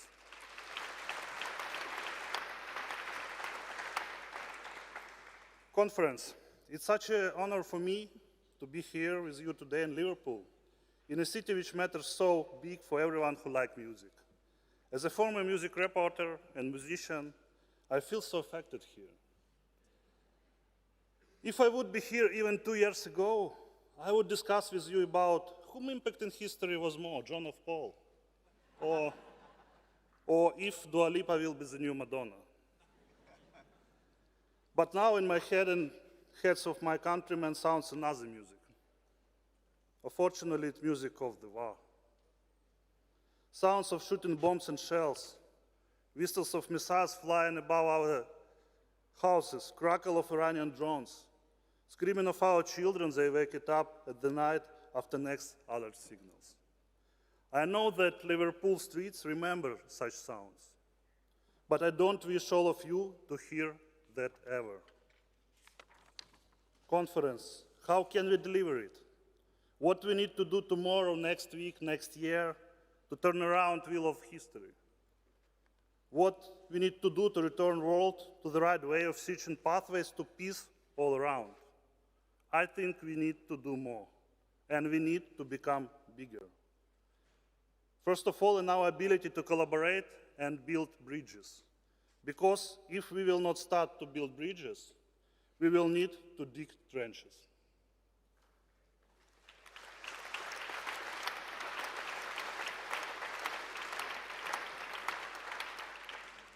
Almost 600 days of dozens years of unconditionally support UA by UK gives to the world a great example of such bridge building. Dear friends, I would like to say on this honorable stage about true fraternity between our nations.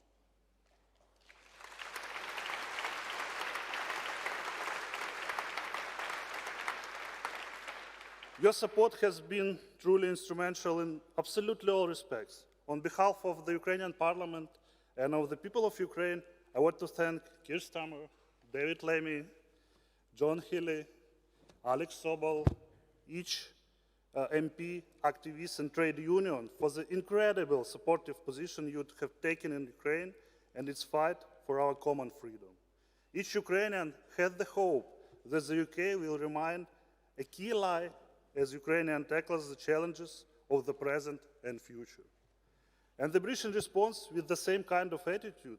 The UK government's military and humanitarian support is complemented by numerous community initiatives led by ordinary Britons, collecting various necessary goods, sending donations, helping Ukrainian refugees.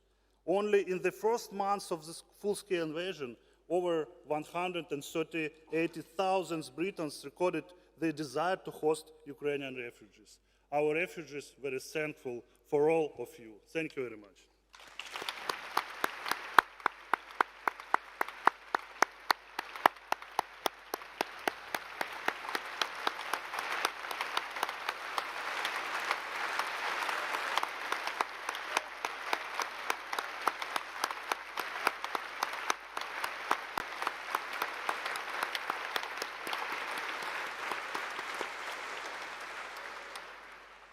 Conference. We value a lot our close relations with the Labour Party.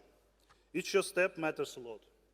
Your support for Ukrainians' integration to NATO makes the entire Europe a safer place to live in. Keir Starmer's personal drive behind the creation of a special tribunal for the crime of aggression gave the UK and the world a powerful impulse to restore justice. There is a significant potential for deepening our cooperation, accelerating the end of the war and implementing our common vision embodied in President Zelensky's peace formula plan. First of all, we rely on Labour solidarity and support for inclusive reconstruction to rebuild the Ukrainian economy, deal with landmines, build a new progressive Ukrainian in Europe. You know that the war damage to Ukraine is colossal. It's estimated up to £1 trillion. Yet we have an opportunity to support a much-needed reconstruction without any traditional burden on the British taxpayers. We need to use the frozen assets of Russian oligarchs and the central bank to rebuild Ukraine.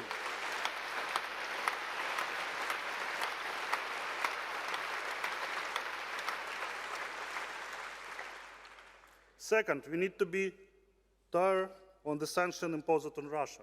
Currently, it's able to use loopholes and mitigate the sanctions' effect to produce military equipment. Can you imagine that Russia can produce up to 50 missiles on a month still? It's unbelievable. We often find Western components in Russian missiles and drones, bombing residential houses and hospitals. This is clearly unacceptable and should be urgently dealt with.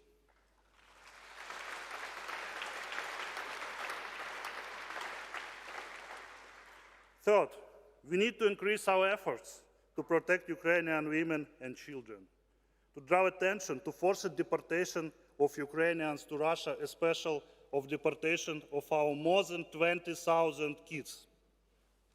We need to be united in our response against attempts of Russify Crimea, to disseminate propaganda and to destroy the Ukrainian nation in a genocidal war Russia is waging. Conference. I want to share my conviction with you. This battle is not only about Ukraine. This battle is about our values. It's about the whole world. It's about the humanity. To win it, we need to stay united. We need to think of it with a sense of urgency which arises from the fact that every day the best my brothers and sisters in Ukraine are sacrificing their lives for our peaceful life, for our future. To act in a concrete way, we need to have a single desire, a single strategy for the war's end. We need to share the same object and contribute with our actions to its achievement. The restoration of the 1991 borders include Crimea, guarantees of non-repetition, Ukraine's membership in NATO. Conference. Finally, I want to say what I know for a long time about you, about your brilliant party. The Labour was founded to uphold justice for British workers. In my opinion, justice is an excellent foundation for the development of our common vision for the end of Russian aggression and for our common peaceful future. Let's make justice prevail. Thank you so much, conference.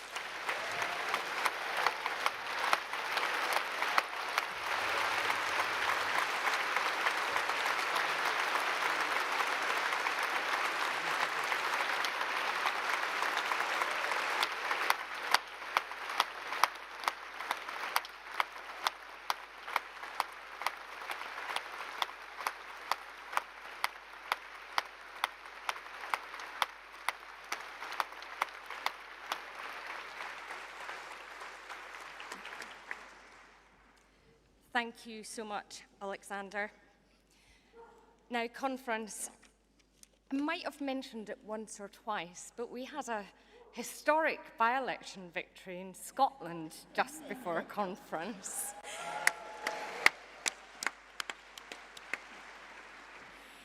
But I did just want to say, please don't forget that we have by-elections coming up in 2 more seats, Mid-Bedfordshire and Tamworth, next week.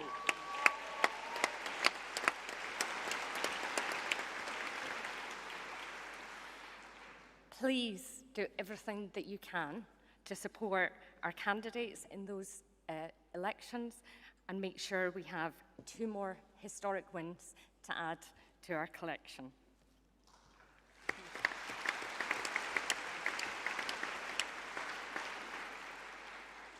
Conference, before I call our final speaker, please can we have a very well-deserved round of applause for the venue, security, staff, our stewards, for making this event the best Labour Party conference I think we've ever had.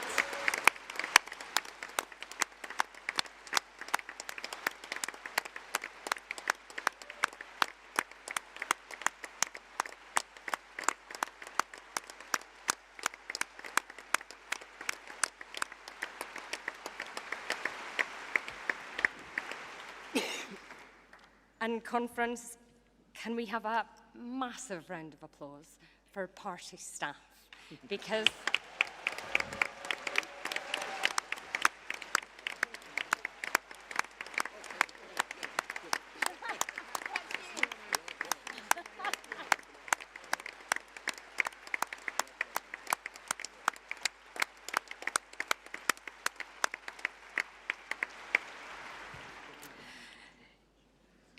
party staff have gone from by-election to conference, we'll be going to by-election to by-election, and they are working round the clock for the delivery of a Labour government.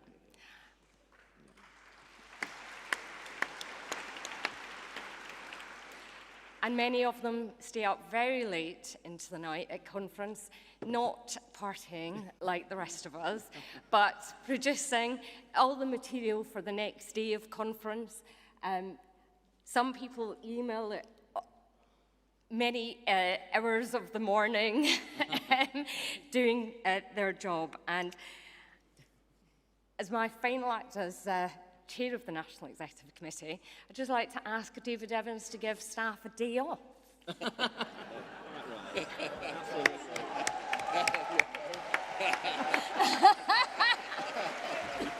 After the by-election. After the by-elections. And I think that motion was just seconded by my successor as chair of the NEC. Congratulations on your election, James.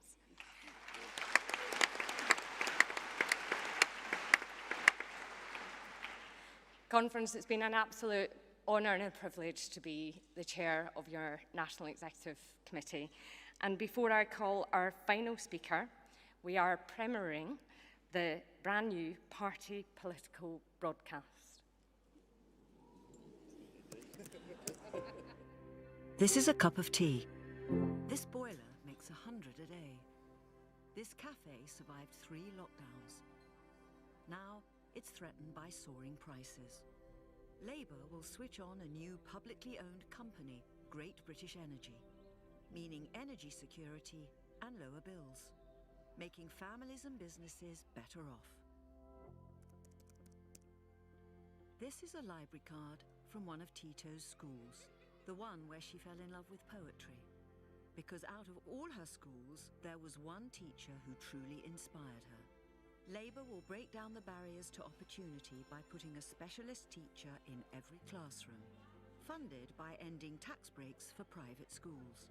So a 1 in a million teacher will be joined by thousands more. These are Nat's letters, all his appointments, all the cancellations, the waiting that changed his cancer from survivable to incurable. For now, he keeps teaching, keeps playing, for as long as he can. With Labour, you'll get quicker cancer diagnosis and start treatment within 30 days. Funded by closing the non-DOMS tax loophole, getting the NHS back on its feet so you get faster treatment. These are Sam's front door keys, but this rental doesn't feel like home. Despite saving and downsizing, Sam can't get on the property ladder. Owning your own home shouldn't be out of reach for working people. Labour will kickstart economic growth and get Britain building again with more people owning their own home and priority for first-time buyers. This is Raneem's phone. Her Aunt Noor holds onto it now. Raneem used it to call 999 13 times in 5 months. Multiple times on the day her abuser attacked her and her mum. She was waiting on the phone when he killed them both. With Labour, trained abuse specialists will support 999 handlers. Funded by eliminating police waste, cutting drastically the level of violence against women and girls. Labour's 5 missions will improve the lives of working people. All our plans are fully funded. It's time to get Britain's future back.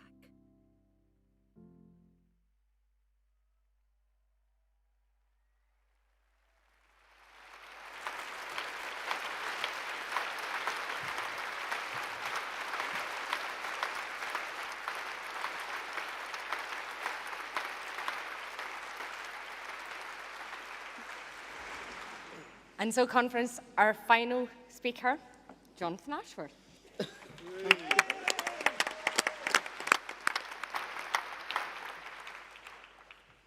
Thank you very much, Joanna, and thank you for everything you've done chairing our National Executive these last 12 months.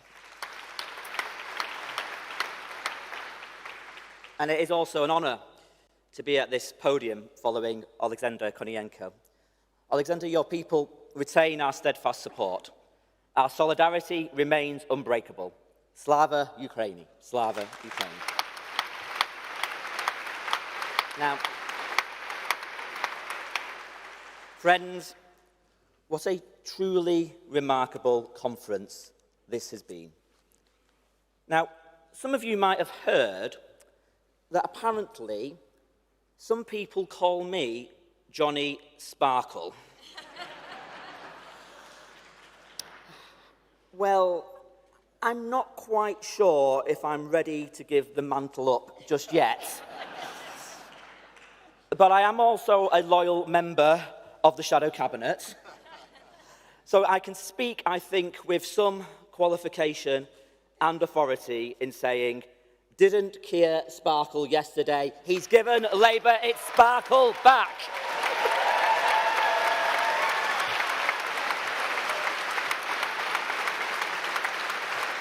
Keir Starmer, our leader, our candidate for Prime Minister, strong, determined, focused, taking us from the despair of our worst defeat in history to the hope of a better future. With Keir, we'll give Britain not just its sparkle back, but its future back too.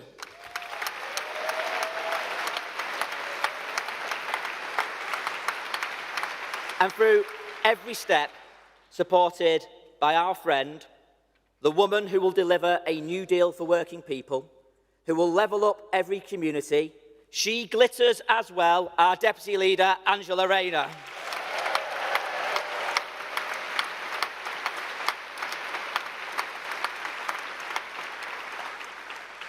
But most importantly, thanks to you, our members, our trade unions, for your contributions here this week, for your tireless efforts, which gave us that astounding victory in Rutherglen and Hamilton West, and for the work that you do, week in, week out, in every community. Thanks to you, and so many like you, we end our conference here in Liverpool ready for a general election. The Tories ended theirs, ready for another leadership election.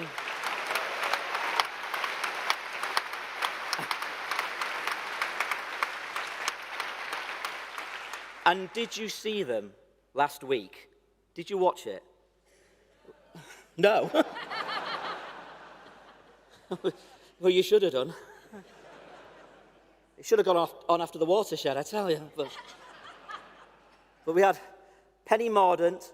She kept telling the conference to stand up and fight. None of them stood up, but they did fight each other.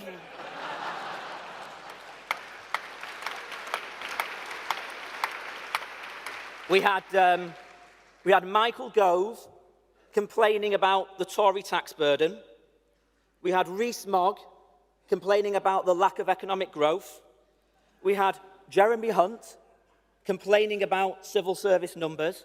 We had all of them complaining about runaway costs of HS2. It's astonishing. Who do these people think's been in charge these last 13 years?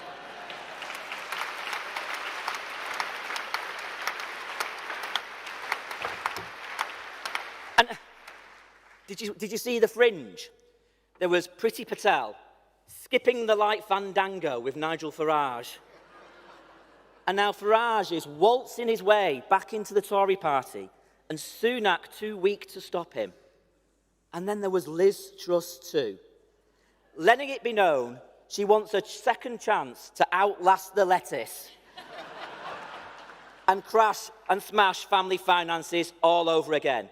Well, that may have been their conference fringe, but I tell you, it's the Conservative Party's future. More turmoil, more risk, more chaos, with Truss, Braverman, Rees-Mogg, Farage calling the shots. Vote Sunak, get Truss. That's the fifth Tory term we have to stop, friends.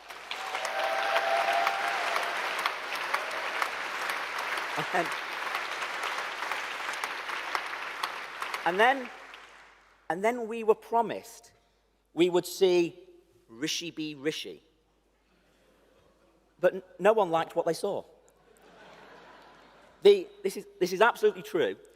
The Tory members' WhatsApp group, this is absolutely true, it's not made up, branded Sunak a loser who has, and I quote, about as much enthusiasm and appeal as a doorknob. It's a bit harsh on doorknobs, they are at least useful, but... And then we got, so that didn't work. So then they told us that Rishi Sunak is the details man. But he didn't mention the biggest detail of all. Well, we won't let him forget. The country won't let him forget. that the Tories crashed our economy, sent mortgages through the roof and forced working people to pay the price. This isn't a details man, it's a man in denial. So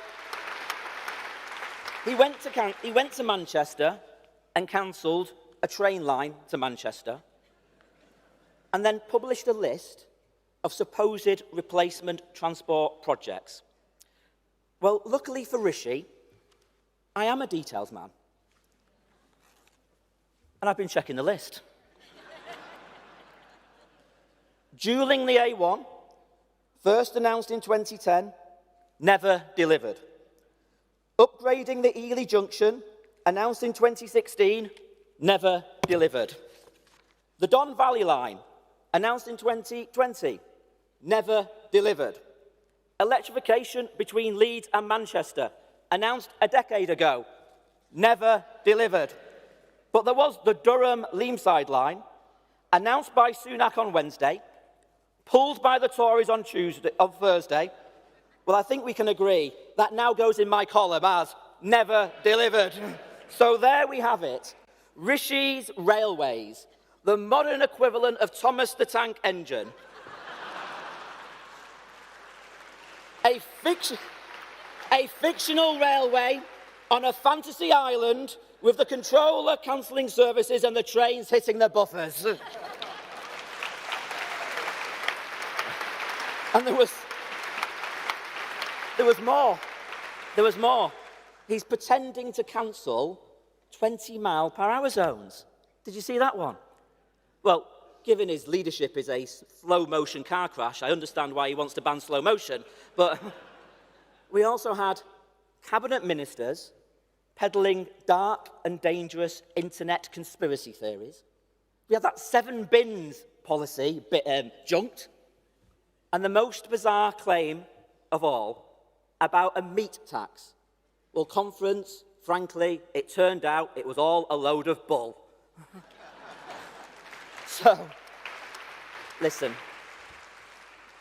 the British public saw it last week. They've got the measure of Sunak. He's out of touch, out of his depth, out of ideas, and out of time. And you know what? So many Tories, they know it too. Have you ever seen a political party, after 13 years in office, so silent on their record?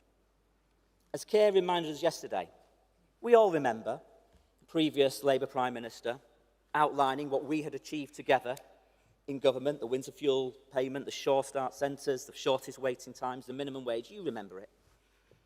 But after 13 years of the Tories, what of them? The economy crashed. Real wages stagnant. Mortgages up. 25 Tory tax rises. Schools at risk of collapse. Record NHS waiting lists. Universal credit cut. 500,000 more children in poverty. Rivers and beaches full of sewage. Mental health care in crisis. Councils going bust. Partygate with more raves in Downing Street than Ibiza. Rising pensioner poverty. Record food bank use. Sure Start centres axed. Social care on its knees. Fire and it rehire. Billions lost to Tory cronies for useless PPE and dodgy loans. 7 reckless chancellors. 5 hopeless prime ministers. That's the Britain they've been breaking. That's what we choose to change.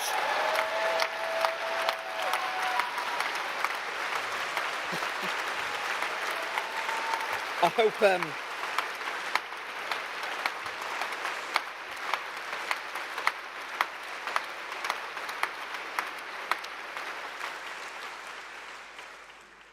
hope Gordon's not going to sue me for plagiarism now, but there was something we did agree with at that Tory conference. Rishi Sunak announced it's time for change. Yeah. Yes, Mr. Sunak, it's time for change. So call a general election and let the country choose the change it needs.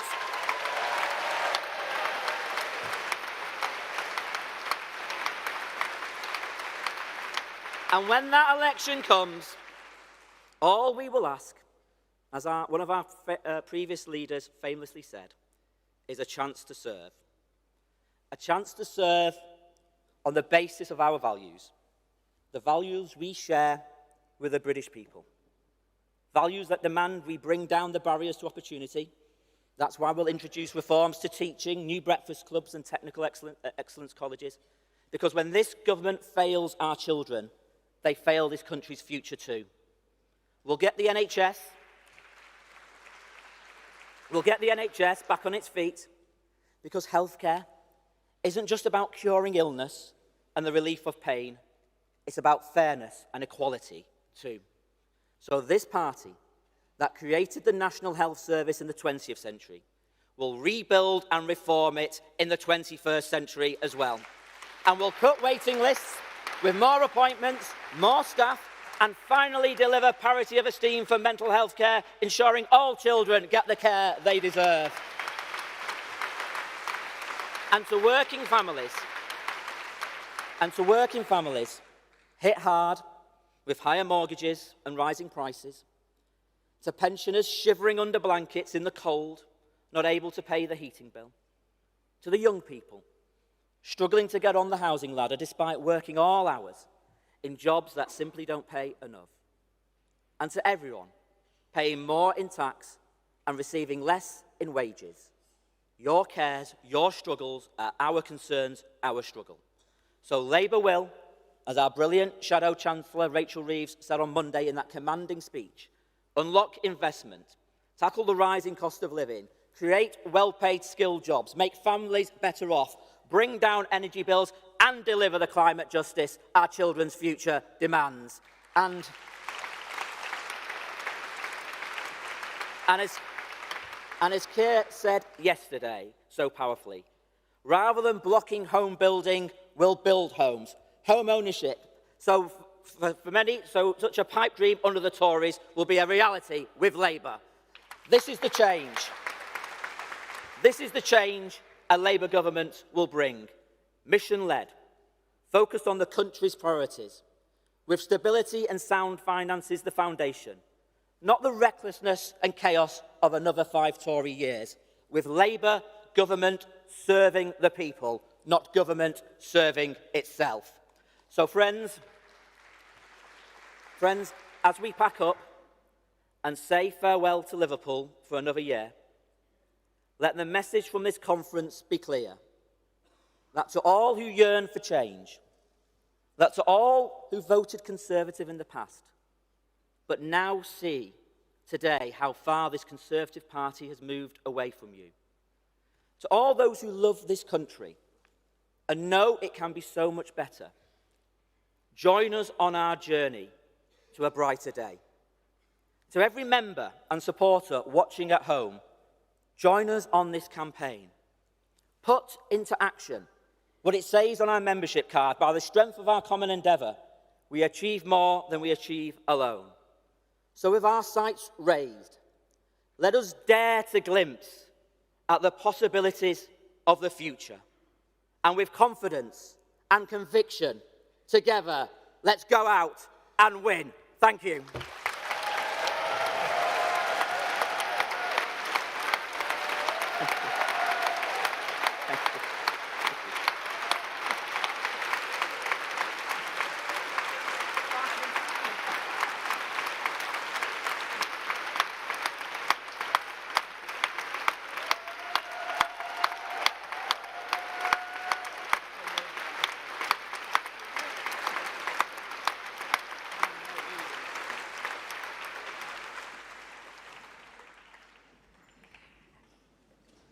Conference, to lead the traditional rendition of the red flag and Jerusalem, we welcome back to conference Anna Marie Newton, who is a soprano, singing tutor and choral director based in Liverpool, and she is accompanied by Stephen Mannings, Director of Music at Liverpool's Anglican Cathedral.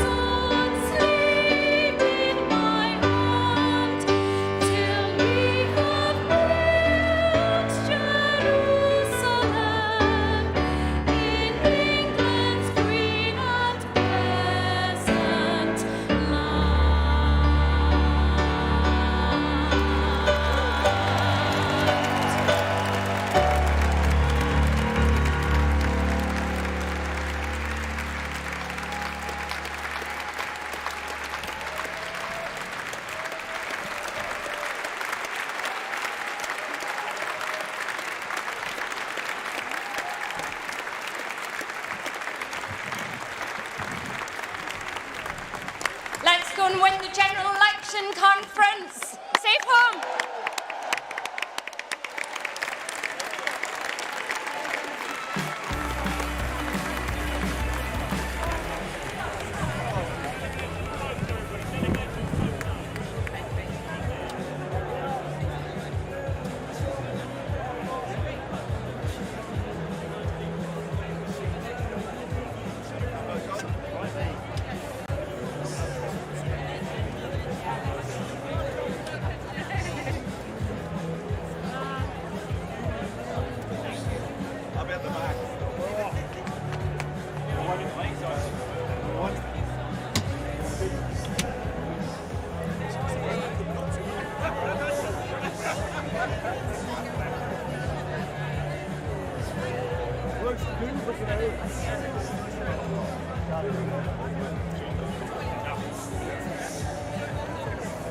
Hey, we've got to get our little photo on stage, I think. Come with me, guys, come on.